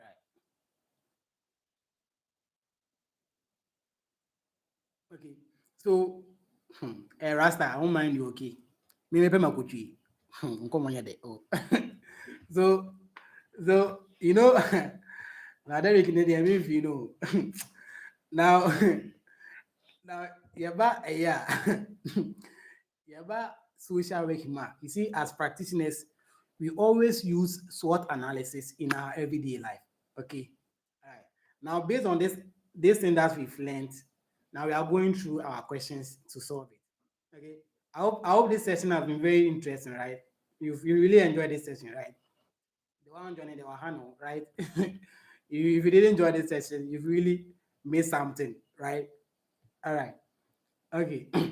Now, based on this understanding, we are going to use it to solve some questions. And I know based on this, the case study will be very, very easy. If I project, you will get everything because of this understanding. All right. Now I know as social workers, if you want to, as development workers, if you want to do anything in the community, we do SWOT analysis. We identify the strength of the community, their weaknesses, are you okay, their opportunities, and also their threats. So we do all these things before we help what community. Are you okay? Don't forget this one. Don't forget this one. So I think that is basically the SWOT analysis. SWOT analysis. All right. So now I think let's go through our questions. Okay, I think the last lecture is on the um, local government. Please, that one too. Please make sure you read that last lecture because I think there can be a question there on local government. Yeah, maybe the roles that they play, okay, their functions. Yeah, so it's very interesting. And let me see if I can glance through for you guys. Let me see if I can. Yes, but I don't like today's session there. Even myself, I've enjoyed it. And I don't know how the example came to my mind, but then I think the example has also helped. There you go, now right.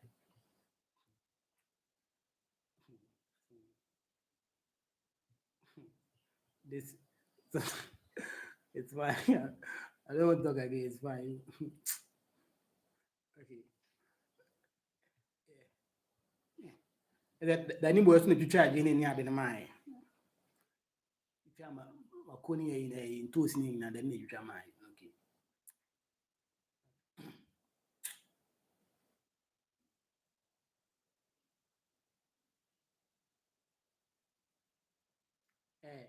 Becky, how mind okay? Okay. Uh, mm, so I think the last lecture is basically about um, government involvement in development. Are you okay? In community development. So what role does the government plays in community development? The role that government plays in community development. Are you okay? You know, government plays several roles in community development. Okay. Yes. So um, basically, you know, governments they are involved in community development depends on the community itself. So sometimes, hey, tactician. So is it sometimes the community themselves, if they want to be to be developed, they themselves need to avail themselves because you say Osro Boado Boano, are you okay? Yes, also what one. Heaven help those who help themselves. Are you okay? So if you want to be developed, now you need to avail yourself. Okay. So government has several roles that they play, but then government perform in the community through the local government. Okay. So through the local government, that is the unit committees, the go in paper as example on the paper. Okay, you will see. So government involvement is necessary in community development through the local government. So through the assembly members, the unit committees, the, the government is able to what to help the communities, to build the communities. Okay, so that is it. All right. But you know, this pepper thing is the explanation was long. So if you have small space, you can use pepper. All right. All right. Now, as I said, please don't forget to the last one, the last slide. Make sure you go through the role of government in community development. What role that the government plays? Okay, don't forget that I said it. So you know, government plays several roles in community development. Okay, so there have been quite a bit of aversion to government involvement communities. Part of this is due to the past failures of or problems that have occurred when the government was involved. Okay, so sometimes like Clifford, say what you want. Okay. So sometimes community members, because some governments will come and start projects and they will fail to complete. So if another government also want to come and start a new project, they don't agree with them because they will also leave it there as well. So like I said, the government project will depends on the community, okay, and also their past history, what they've done in the community, okay. But what role does the government play in community development? So one of the key role that they play is what? Is the funding role, funding. So government provide funding, that's resources. So we'll not forget this one. The role that the government plays in community development is what? It's funding. So they provide access to what? Resources, that's money, what? To help the community, okay, to develop. And also, government also provide expertise, experts, okay, to also help them to develop the community as well. As expertise. Okay.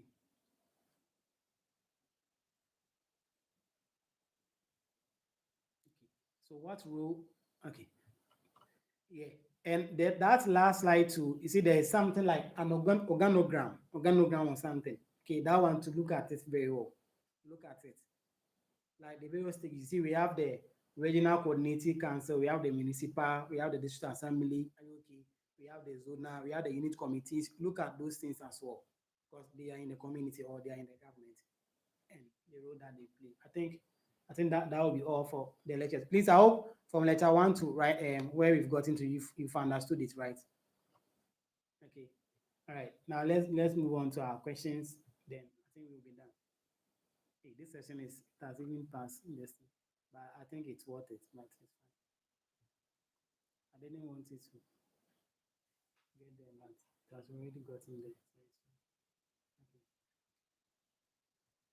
I want to project, so the camera will be off me towards the laptop to show it.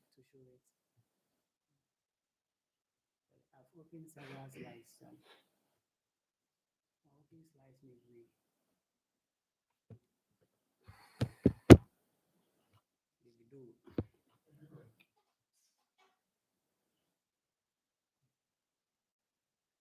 Because there can be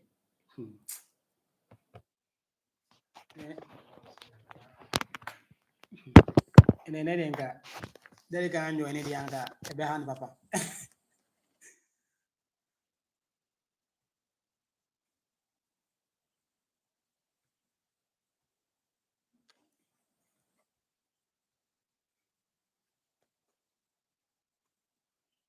Okay.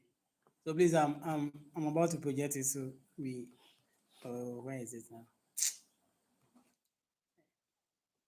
It's not easy, Charlie.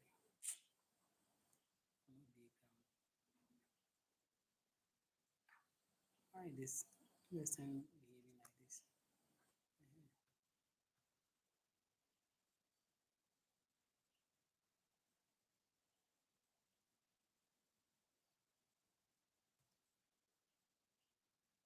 Okay.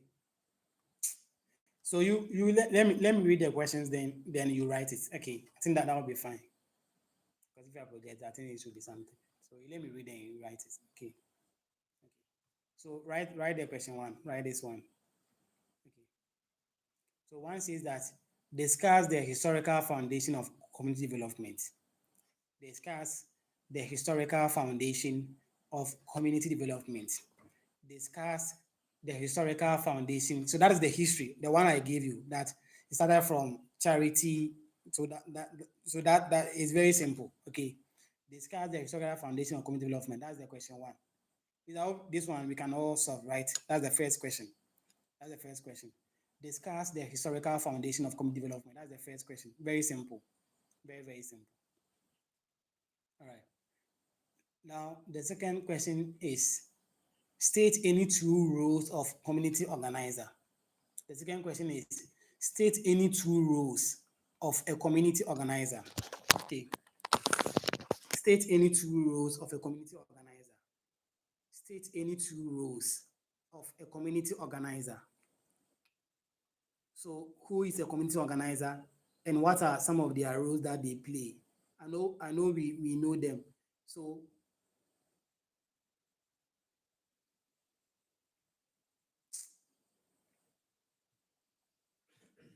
state two roles of a community organizer. Okay. So, the first role of a community organizer is what? is the role of what? Of a facilitator.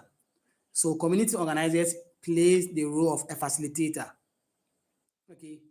So when I say a facilitator, what am I trying to say? It means they help their members, okay, to identify their issues in the community.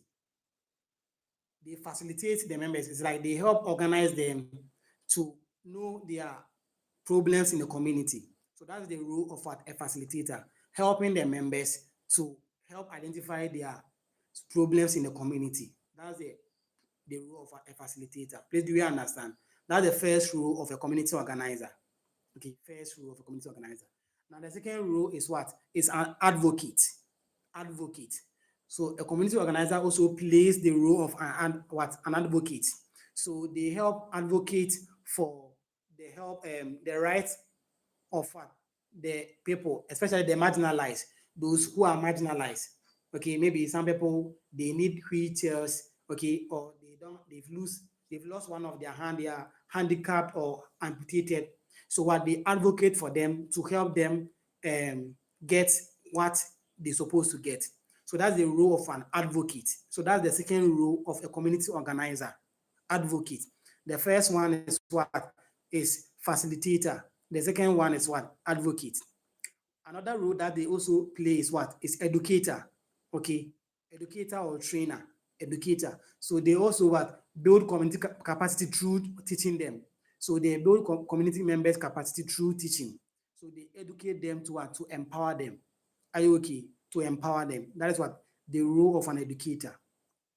Now, another role that they also play is what? Is the role of a broker. A broker. A broker means that they help link clients what? To appropriate resources. So another role of community organizers is what? Is to play the role of a broker. To play the role of a broker by helping clients what? Linking clients what? To the appropriate what? Resources. That's the role of a broker. Please, I hope you are fine. So these are the rules. I think they said two, but I've given like 4 or 5. It's fine. Now, the third question is that he said, explain the two roles of a community organizer stated above. So it's like a follow-up to the first question that explain the two roles of a community what organizer stated above. So it means the role that we listed, and I've even explained them, so there's no need to explain again. Okay, so who is a facilitator? So someone who help community members what to identify their needs and problem. Are you okay? That's the role of a facilitator. Now the role of educator, help what? Educate them to what? To empower them. Are you okay? That's the role of educator. The role of an advocate. So advocate on behalf of the marginalized. Okay. The role of what? A broker. Help link them to appropriate resources. These are the rules. Okay. Is there we should explain? That's it. Okay. Now the fourth question.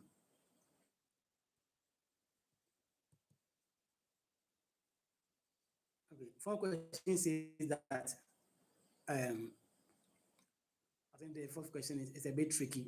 But right, it said that it is said that fourth question. It is said that community change can provide opportunities for growth or decline. Briefly explain this statement. It is said that it's said that community change. It is said that community change can provide opportunities for growth or decline.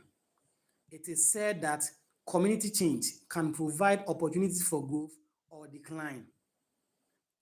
Briefly explain this statement. Briefly explain this statement.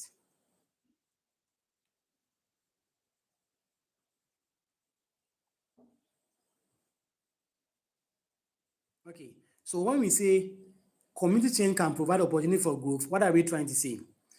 In simple terms, it simply means that when government brings new policies, okay, or when there are new projects in the community, it helps develop the community. That's the opportunity for growth. Okay, so when government provide new infrastructure such as let's say new road, you see new hospital, new schools, it helps promote opportunity for growth. Why? People go to the schools to learn. It's opportunity for growth. People use the road to go to work and get money. Are you okay? So when we say community change provide opportunity for growth, it simply means that when there are new infrastructures, when there are new policies or new programs, it helps what provide the people the opportunities for growth, such as getting new knowledge, getting new what maybe expanding their jobs and other things. Are you okay? That is what this first part is trying to say. But he said opportunity for growth or decline. So what's that decline? Decline simply means that when these infrastructures, when these schools or this hospital and this road, when they are not properly managed, now it will start what? Spoiling. Now when it starts spoiling, it what? It can even lead to what? Let's say accidents, because when the road starts declining, that is when they are not properly managed and potholes begin to come on the road and they are not properly maintained, it can create accidents, and that is what, that's the decline. Okay, so when there's a community change, it creates an opportunity for growth. Okay, and it can also lead to decline. The decline aspect is when these opportunities are not well managed. So when they are not well managed, it can what? It can lead to a decline. That is leading to what? Accidents and also loss or something like that. Please, do you understand? That is, I just want to use something small for you to understand, not something big. Okay, so that is it. That is what that point is trying to say. Not anything big, not anything. Okay. So please, the next one, the fifth one. Fifth one says that mention and explain any three advantages of community organizing. Okay. So what are the advantages of community organizing? When we are organizing the community, what is its advantage? Okay. So when we when we are able to do community organizing, okay, one one advantage is that it leads what? Empowerment of the marginalized. Community organizing help empowers the marginalized. That is those who who are not able to fend for themselves. Are you okay? Omo di them, they are the marginalized. Are you okay? Now, when one advantage of community development or community organizing is that it helps what empowers these people. And when we say empowerment, what are we trying to say? Don't forget, I explained empowerment as giving the people skills. You see, giving them skills, motivating them. That is what empowerment. Are you okay? That is the first one. Two, two is he said sustainable development. Okay, another advantage of community organizing is what? Sustainable development. It means that it will bring about what? Changes in the community. Okay, and these changes will go on and on and on and on and on. Okay, because the people are willing to protect what they have now for the future. That's what sustainable development. Okay. Now, one advantage of community organizing is that it also is what? Is accountability. So when there's community organizing, there's what? Accountability. So the people are able to what? To account for everything that they are doing. Are you okay? That they wouldn't misuse the funds that they are collecting from the people. That's what accountability. Please, do we understand? All right. So that is the fourth or the fifth question. I don't know. That is that one too. Okay. Okay. The next one is that he said, what are the main goals of community development? What are the main goals? What are the main goals of community development? What are the main goals of community development? What are the main goals of community development? Now, I hope we know them. These are a very simple answer. So the main goal of community development is what? Is to create job, that's employment, and also to what? To increase the standard of living of individuals. That is the answer, very short. The main goal of community development is to create jobs, that is employment, and also to what? Increase the standard of living of individuals. So these are the main goals of community development. All right. Now that is it.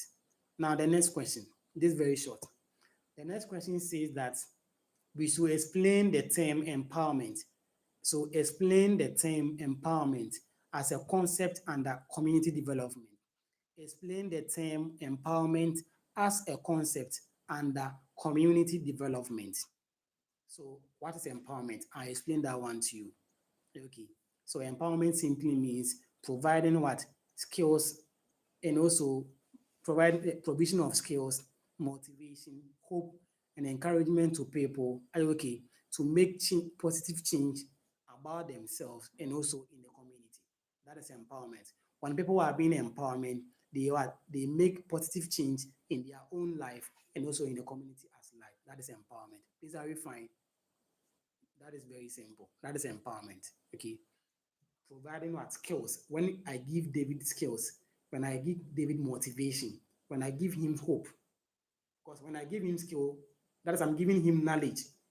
So when knowledge and skills are given to someone, as and also motivation, encouragement, and hope to help them what make positive change in their life and also in their community. That's what empowerment. All right. Now the next question says that um,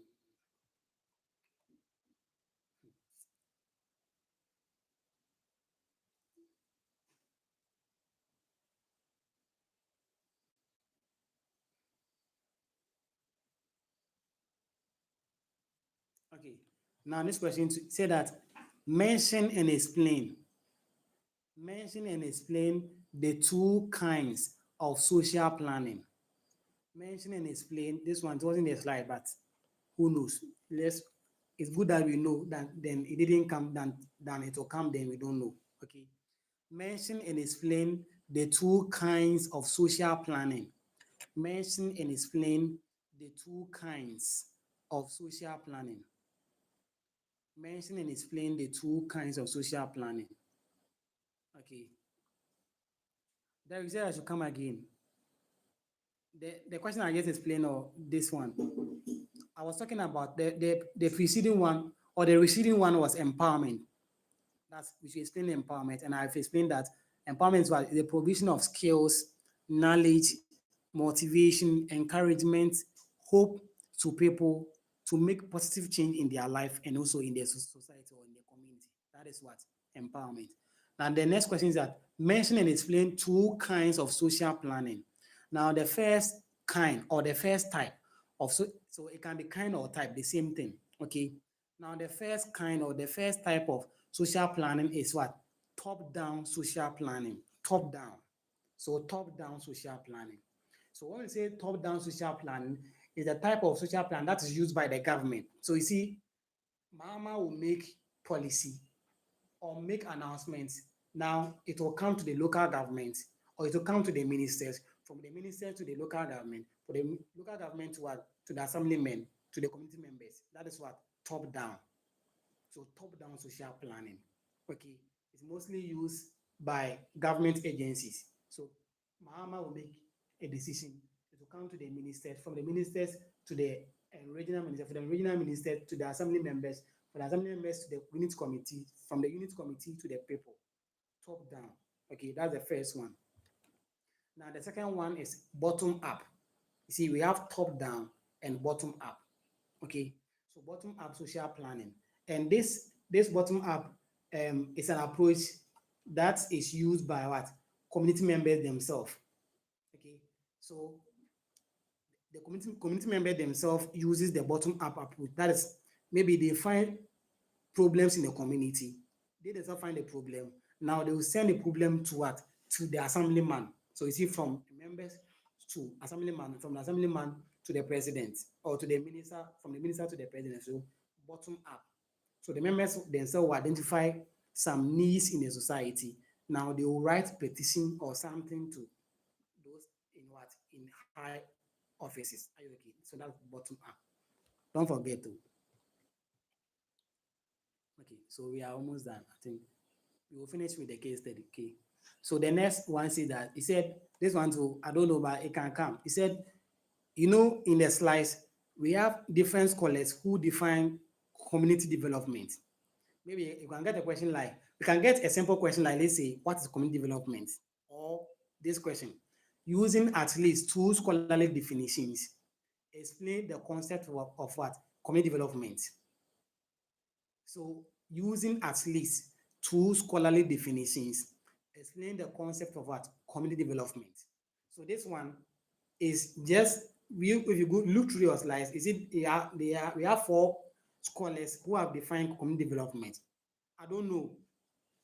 As I said, we don't know what is coming, so we should be. But then if the this one doesn't come and he said they ask us what is community development, that one they're straightforward. Is when individual living together in a society, they come together to make collective decisions, finding solutions to a common problem. That's what community development. And this is what this I think this is one definition by someone in the slide. Or this is general definition of community development. But in the slides, we have some four scholars who also define that. So we can look through the slides. I think there are even one line or two lines. But then as I said, we don't know what is coming, so we should know all these things as well. All right. Then the next question is that he said, describe the three types of communities found in Ghana and distinguish between them. So we should describe the three types of communities. It means that we have to first of all list the three types of communities: rural, urban, peri-urban. Okay. Now we explain the differences. I told you the differences are what? Their characteristics. Don't forget. The differences are their characteristics. What makes a community rural? Meaning that they have maybe their buildings are far from each other. One, you see, maybe there's high sense of belongingness. Two, maybe they are farming communities and fishing. Like, okay, so that's rural community. Now, urban, what makes them urban?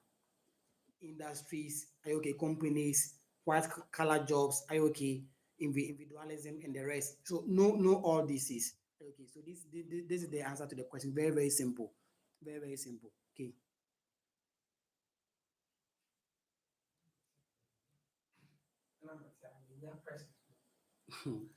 All right. Now the next one is he said we should um, identify and explain the three elements of community development. The three elements of community development as discussed in class. We should identify and explain the three elements. I hope you know the three elements. So the first element of community development is what? It's one. It's that it focuses on what? On the well-being and welfare of individuals. That's the first element of community development. That's the first one. Two, it focuses on what? Resource development. That is two. And three, the third element is that focus on what?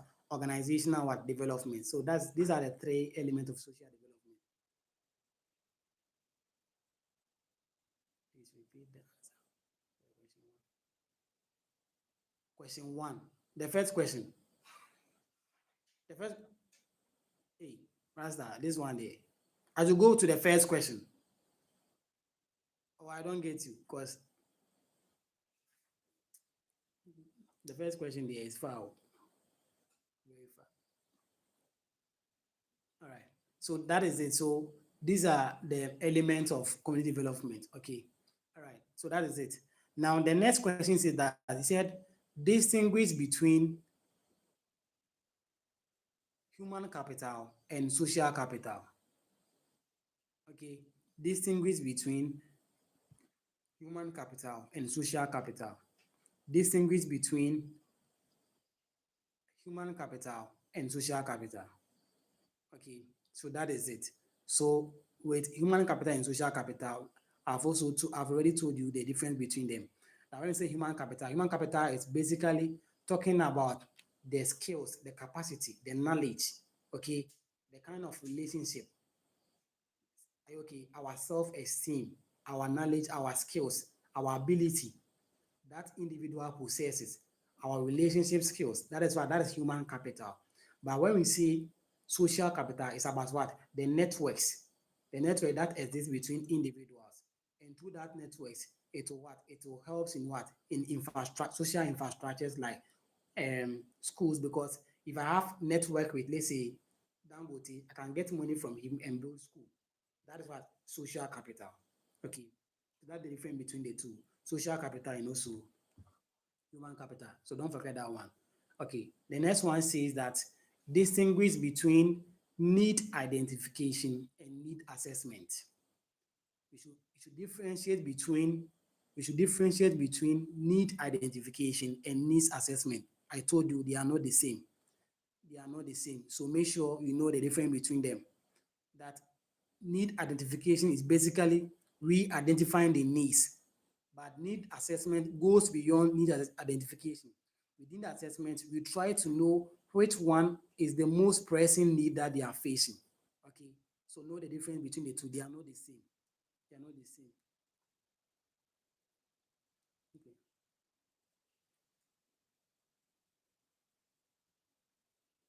Okay. So the next one says that he said explain explain the community forum approach. Okay, and the community approaches, we have different approaches. Don't forget, we talk about the four approaches.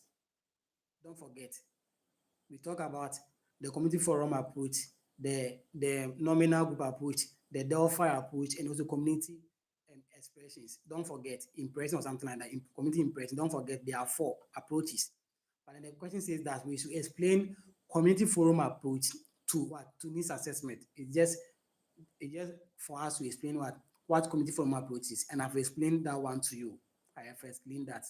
All right, don't forget I explained that. All right, so that's that question too. Now, the next question says that he said compare and contrast the nominal group approach and the Delphi approach. Compare and contrast.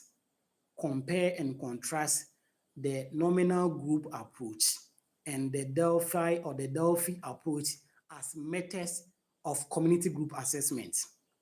Compare and contrast the nominal group approach and the Delphi approach as methods of community group assessment.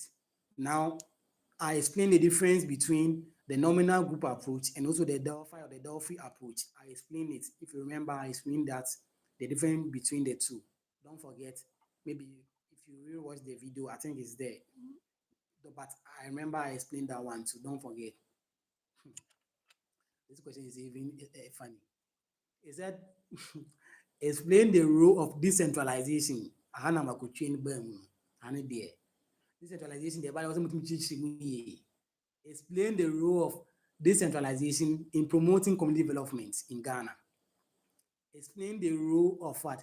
Decentralization in promoting what? Community development in Ghana.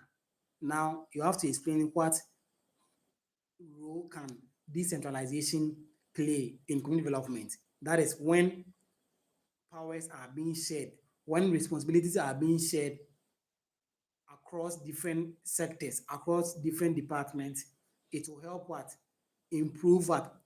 Sense of belongingness, and also it will also help improve, let's say, commitment, because when there's decentralization, there's what? There's commitment, because people are being committed because they are involved in what is going on. So they become committed and they have the passion to do what they want to do. Don't forget the role of decentralization in promoting this one. Okay. Then the last one, he said, discuss the advantages and disadvantages of government involvement in community development. Discuss the advantages and disadvantages of community development in what? Sorry.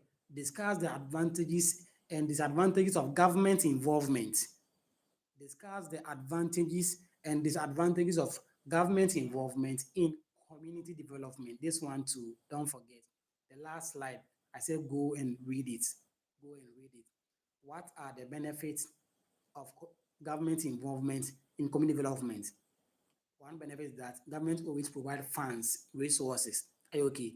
And what are some disadvantages? Sometimes when they provide funds, they don't finish the project. They leave it. Abandoned project. Don't forget. It's in the slide. Go and read. Don't forget. All right. So that is all for the questions. Now we are going to the case study. Then I think that will be all for the day. I'm very stressed. Okay. So with the case study, I have to turn it to the screen because case study there. I think I'm in my case study. So the case study here, I've made it composite. Maybe the composite can be our case study. In the case study is on the SWOT analysis. Okay, so I'm turning the camera towards my screen. Okay, so this is the case study that we are going to read together. Okay, like I said, I've made it a compulsory. All right. So he said that I'm reading. Please, I'll read it once. So pay attention. It says that Nkranza, I don't know if you know Nkranza. He said Nkranza is a semi-urban community in the Bono East region of Ghana. The community has been experiencing a number of social challenges over the past few years, including increasing youth unemployment, poor access to basic health care, inadequate sanitation infrastructure, and a rising incidence of domestic violence cases. A local government community features Futures Ghana. So a local NGO, that is Community Futures Ghana, that's CFG, has been mandated by a donor organization to conduct a comprehensive community development needs assessment in Nkranza before rolling out a 3-year development program. So let me explain the first part for you. So there's a community called Nkranza, and they are facing a whole lot of issues like youth unemployment, poor access to basic health care, inadequate sanitation infrastructure. And now there's this local NGO called Community Future Ghana, and they have sent, let's say, Daniel and David to go to Nkranza to do community needs assessment in Nkranza before they can do a 3-year development program. So they want David and Daniel to go there to know what they are really facing. Are you okay? And mind you that this issue, okay, this issue, I want to highlight it.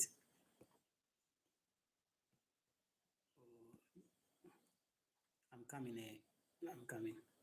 Mind you that this issue that I'm going to highlight, this issue that is in the case study, know that right now the local NGO members, that is David and Daniel, they have no idea of this issue that the community is facing. Okay, so they are now going to the community, so for the community to tell them that these are the issues that they are facing. This, I hope you are getting what I'm trying to say. Yes, what I have highlighted is the issue of what in Kranza, but David and Daniel are now they are about to select them to go to Nkranza to do needs assessment. Okay, they are now about to go to Nkranza to do this one there, to do needs assessment. Okay, to do needs assessment, this one in Nkranza, to know their issue, that's the one in yellow, before they can roll out what a 3-year development program in Nkranza. Now let's come to the last part. It said the CFG, that is the Community Futures Ghana, that's the NGO, teams first task, that's the first task for David and Daniel, is to gain formal and informal entry into the community. Now they have to do community entry. They are aware that Nkranza has a history of poor relationship with outside organizations. That's the community impression. Okay, due to past projects that failed to consult community members. The team therefore plans to undertake a series of community forums. That is, they want to bring the community members together under the same umbrella for them to share their views, for them to know their issue that they are going through, so that they will get new information and get what? Identify their unmet needs in the community. Now, I said that to ensure better participation, after the needs assessment, CFD intends to design their 3-year development plan. As part of their strategic planning, they are required to conduct a SWOT analysis to know the strength of Nkranza, to know the weakness of Nkranza, to know the opportunities of Nkranza, to know the threat of Nkranza, analysis of both the community and their own organization before submitting their program document to the donor. So this is the case study. Okay. Now we have questions that we are going to answer based on the case study. Please, are we good with the explanation of the case study? Are we good? Please, are we good with the explanation of the case study? Are you good? Please, are you good? Please let me know so that we can finish and go. Are you good with the case study? The explanation given under the case study.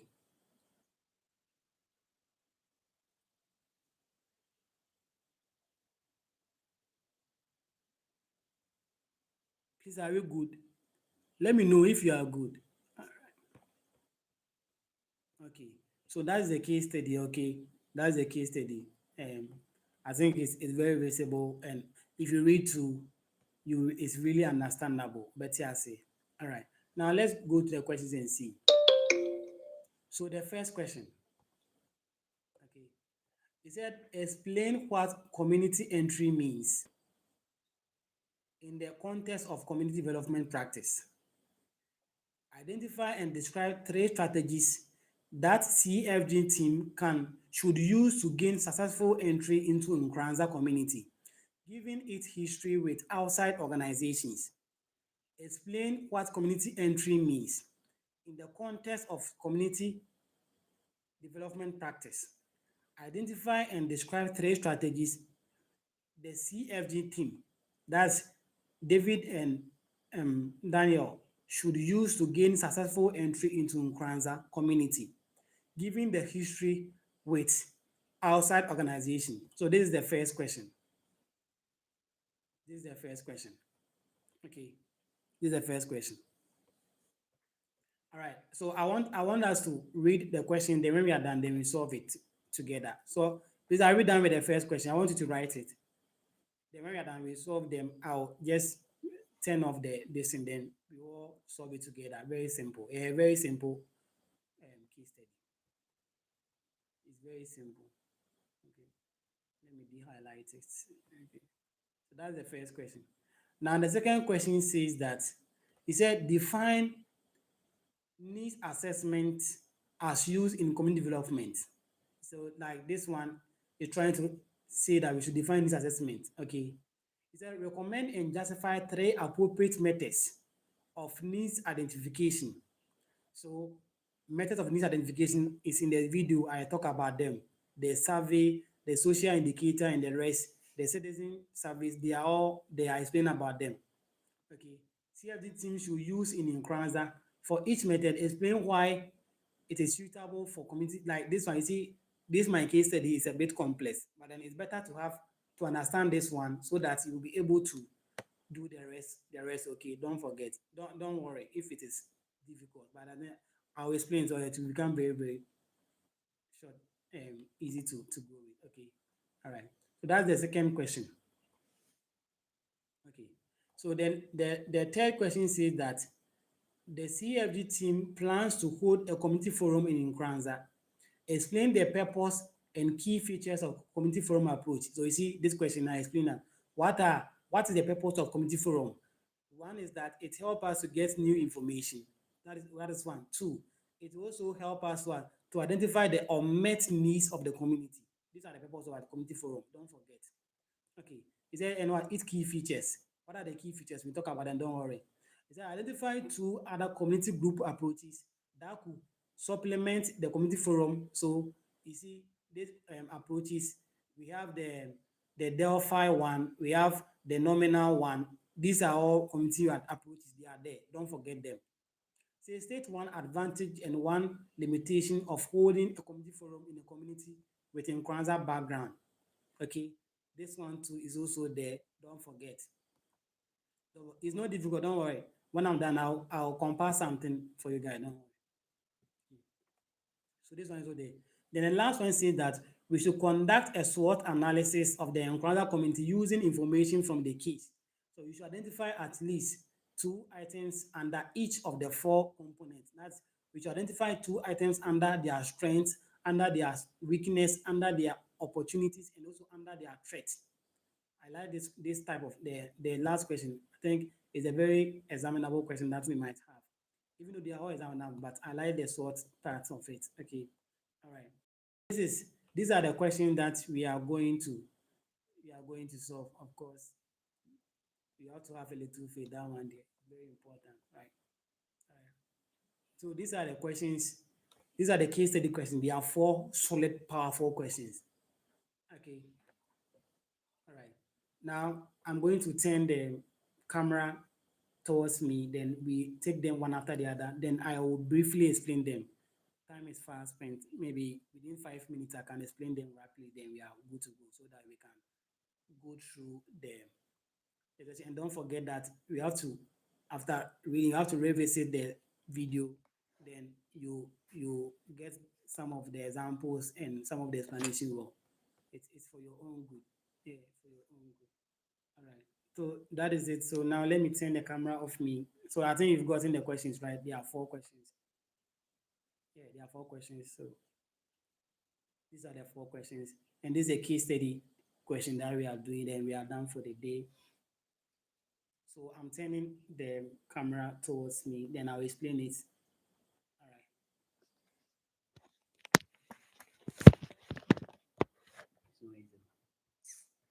So the first question says that explain what community entry means in the context of what the community development practice.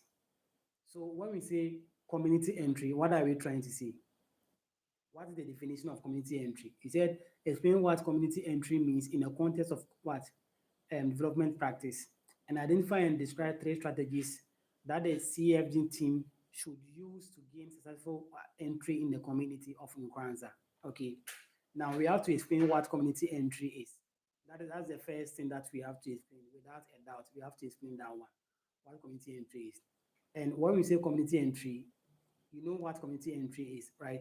So let me let me summarize it for you guys so we can very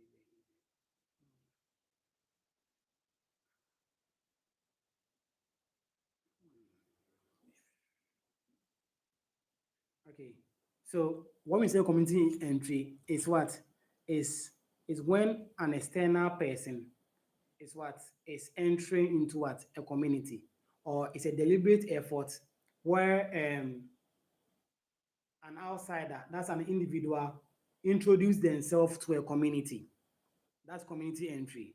So it's a deliberate effort where an outsider, okay, introduce themselves what to a community. So if Daniel goes to voter waiting for the first time, and Daniel go and see the chief, that is what community entry, because Daniel is an external person, is an outsider, and he has entered into that community to introduce himself and tell them what he's going to do in the community. That's what community entry.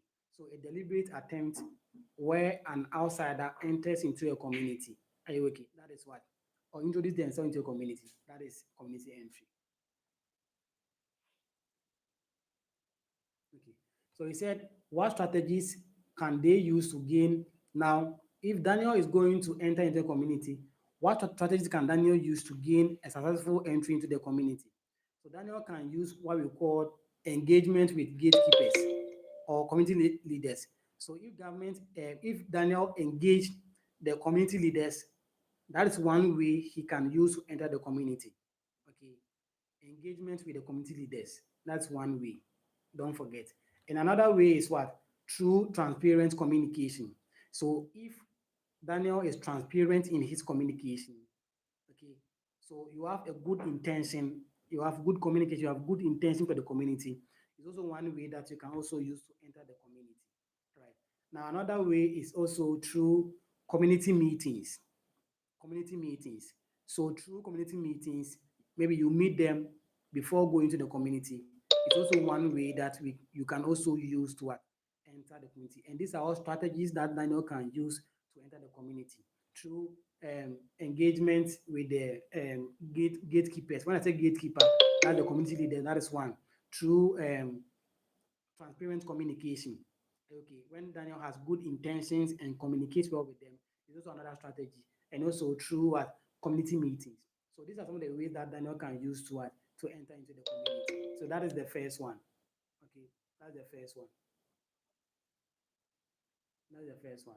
All right. Now the second question says that the CFG team plans to hold a community forum in Kwanzaa. We should explain the purpose of the and also the key features of this community forum. So what is the you know sorry, the second one says we should define needs assessment as used in community development, and we should recommend three appropriate methods of needs assessment. So I hope you know what needs assessment is. Okay. So needs assessment goes beyond needs identification. It's when you involve both the community members to help identify their most pressing need. So if we want to identify their most pressing need, that is what needs assessment. So with needs assessment, we enter to the community, we engage them in a form of interview. Okay, we question them, we allow them to to tell us their story. Okay, and through their story, we identify their needs. Then we know which one is the most pressing need. That is what needs assessment. All right. So we know the needs of Nkranza community. What is the need of Nkranza community? And what is the most pressing need of Nkranza community? That is what needs assessment. He said three recommended methods with justification. Okay. So identify three community group approaches that could supplement community forum. No, I think he said, let me come. Okay. So B says recommend and justify any three appropriate methods of needs identification. Okay. So we should recommend three um, methods of needs identification. So the first one can be community forum approach. Okay. So community forum approach can be one method for needs identification. That's one. Two is what? Key informant interviews. We can interview key informants like the police, the chief, the assembly members. They are all key informants. This is also another method. Okay. And three, we can also do citizen survey. Citizen survey is what? Household survey. So we go through let's say we enter this house. Now there are 10 people there. So, okay, now this house there are 10. This house there are, so that's what house survey. Okay. So these are all methods that we can use towards in community development. That's we are in doing this assessment. Okay, so the first one is what? Is community forum approach. The second one is key informant interviews. And the third method is what? Citizen survey. So these are the three appropriate methods in needs identification. Needs identification, don't forget. All right. So that is it. That is it. And I hope you know key informants. I've explained in the so you can get it because I've already explained that one. Yeah. Now the third question says that um he said the team plans to hold a community forum at Nkranza. So we should explain the purpose and the features of what this community forum. So what are the key features of community forum? So the key features of community forum includes one, inclusivity. So inclusivity is one key feature of what, a community forum. Because with community forum, there's what inclusivity. We include everybody in the community. So inclusivity or inclusion, any way you want it. Inclusion or inclusivity is one key feature of community forum. Two, we have what? Purpose. So a community forum has a purpose because it wants to meet a need in the community. So that's the second feature of community forum. That's purpose. And three is format. So with the format, a community forum is always planned and they are all held at a particular place. It is not something that you are there and they just come and say that we are having a meeting. Sometimes they can plan it and every day they will announcing that okay, on maybe they want to have the meeting on Friday. Now Monday they'll make announcement, Tuesday announcement, Wednesday announcement till the Friday comes. So it is always what has a format. It is planned. So these are the features of what a community forum. One is what inclusivity or inclusion. Two, it has a purpose. Are you okay? Because it's for an intended goal. And three is what? It has a format. It is planned. It is planned. Okay. Now the next one says that he said we should identify two community group approaches that could supplement. Okay. Now, so this one is very, very simple. So aside the community forum approach, what other approaches can we use to supplement the community forum approach? We can use the nominal what? The nominal group approach or even the Delphi approach. Okay, we can use that one to supplement it. And you know what each simply means. So the nominal group approach is when we are selecting members to represent the entire community. Okay, maybe we are holding the meeting at Golden Tulip. You need to mean for now and Golden Tulip. It's a unipa 5 mobile representative owning in all word into you. Okay. So that's the nominal group approach. The Delphi approach, we want to collect information from the people. Okay. But then we need experts. Okay, we need experts to um, go through these questionnaires for us to validate this before we go and collect the data. That is the Delphi or the Delphi approach. Okay, so this is another tool we can use to supplement it. All right, I think that is all. That is all. Okay, so he said limitation on community forum. Okay, so the limitation on the community forum. So he said advantage and limitation, right? Now let's look at advantages of Nkranza. Now, he said that Nkranza, if I read the case study, he said Nkranza has a poor relationship with outside the communities. Okay.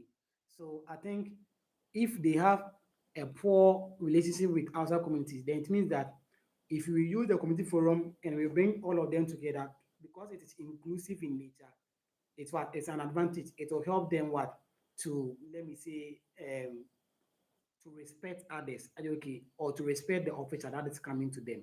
That is one advantage of the community forum to Nkwanza community.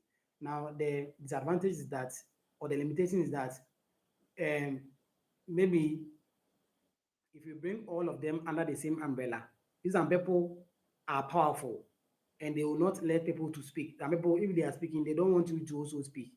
Like the chiefs and let's say the men, you see, so the women might be at disadvantage. That is what one limitation of the community forum approach. Because if you bring all of them together, sometimes when men and women are on the same scale, the women are not allowed to speak because maybe culturally it's not good or culturally it's disrespectful. Okay, so that is one limitation of the community forum approach. Now the last one, then we are done. The last one is um, the last question, the SWOT analysis, right? That's the main one for this even key. Now the strength of Nkranza. So what are the strength of Nkranza? The strength of Nkranza is that one is the presence of the NGO. So they have an NGO at Nkranza. That is their strength. That's internal. Okay. So the presence of that NGO in Nkranza is what? Is a strength. That's internal. So that is one.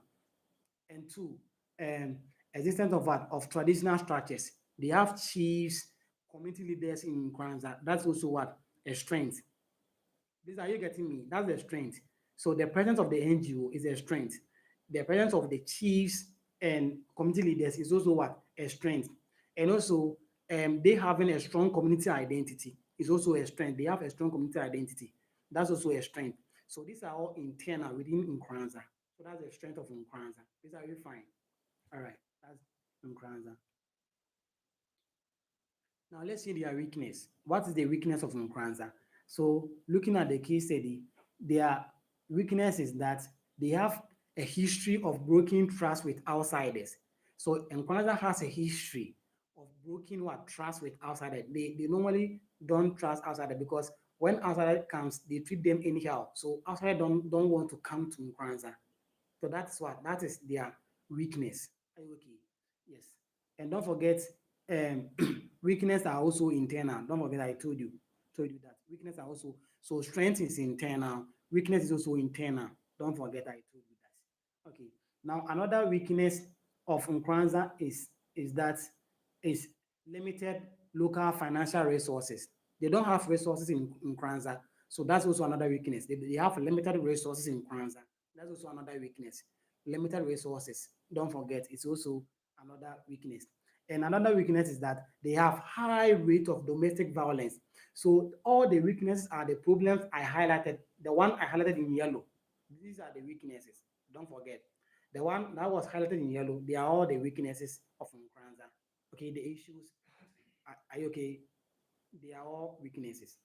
Now let's move on to their opportunities. Don't forget, opportunities is always external. Now, Chimakohene, that's Gideon, if he external, if you have one but just if I can bring it into. See, opportunities are always external. Opportunities are always external. Now, what are the opportunities of Nkranza? So, opportunities of Nkranza is one, is when they are having a donor funding from the CFG. So when they are having an external, a donor funding from a CFG, CFG is external, and now they want to send David and Daniel to Nkranza to conduct the needs assessment. So CFG is what is that the donors from CFG is what is an opportunity because they are outside coming to what to Nkranza to help them. That's opportunity. Okay. Now, um, aside the CFG, let me see the case study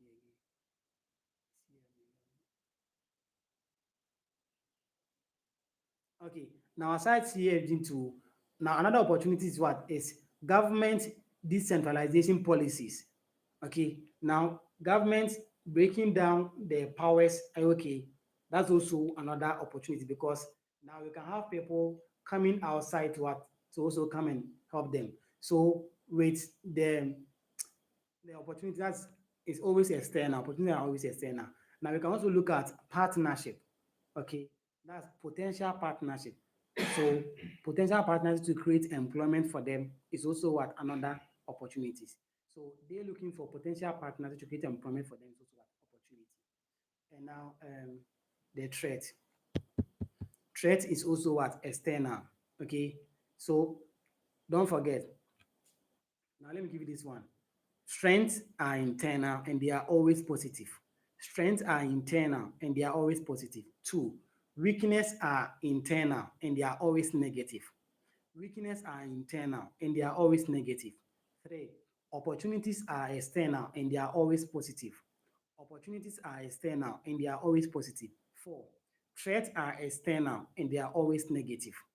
So you see, threats and opportunities, they are all external, but one is positive, one is negative. So opportunities are positive, then threat is what is negative. So what are some of the threats of Nkranza? So the threat is that is what is political instability, okay, such as policy changes it can be what another threat or economic conditions such as what inflation. So inflation, if you read the case, okay, economic changes such as inflation can be a threat. Okay, because if there is an inflation, it will affect the donor, and when the inflation affect the donor, they might cut off some of their funds from Nkranza. Okay, so that is what it can be a threat because when there's an inflation, it will affect the donor, and if it affect the donor, it also affects Nkranza external. Okay, now, aside inflation, let's say competition from the organizations whose competition from the organization can also can also create threats from this external organization, maybe through the CFG. Now, every organization can also want to come and also help Nkranza, and through that, this competition can lead to a rivalry, okay, unhealthy rivalry, and it will be at the disadvantage of what Nkranza. These are all threats. So threats are all what external and they are all negative. Okay. Now that is it. Okay. Okay. So how can social workers use SWOT analysis in their findings? So we can use the strength of individuals, okay, to help them what improve their standard of living. We can build on their strength to help them improve their standard of living. That's one. Two, we can also address their weaknesses because if we know their weaknesses, we can address them for them. Okay. Now, we can also capitalize on what opportunities. That is the what opportunities. We can look for external donors to help to come and help them. That is what opportunities. And the last one is what we can help mitigate the threat. So we can help solve the threat. We can put measures in place to address the future threat that might come on them. Are you okay? So these are some of the ways that we can use to. That's the SWOT analysis. Okay. All right. So this one I won't ask you any question again. It's very late. Right. I'm very tired. Right. So that is all for now. I think the questions are there on the channel and everything. Maybe you can rest, you wake up, then come and listen to it. So you just connect your earpiece, listen, then you just be refreshing your mind. Trust me, you can do it. Okay. So I think that is all for today. Thank you very much for your time. I know it's late. Yes, I'm very sure. So please, good luck in your exam, and I know you'll do well. Okay. If you're able to listen to what we've discussed today, trust me, it will be at the end of the day. na da yɛka duro ayɛ dɛn atum wada ase wɔtwi ma ko da yɛka duro atum at the end of the day. So thank you very much for your time. All right, Gideon, I'll see you guys. Derek, Charlie, I'm in come on. Right, Rasta, Tactician International.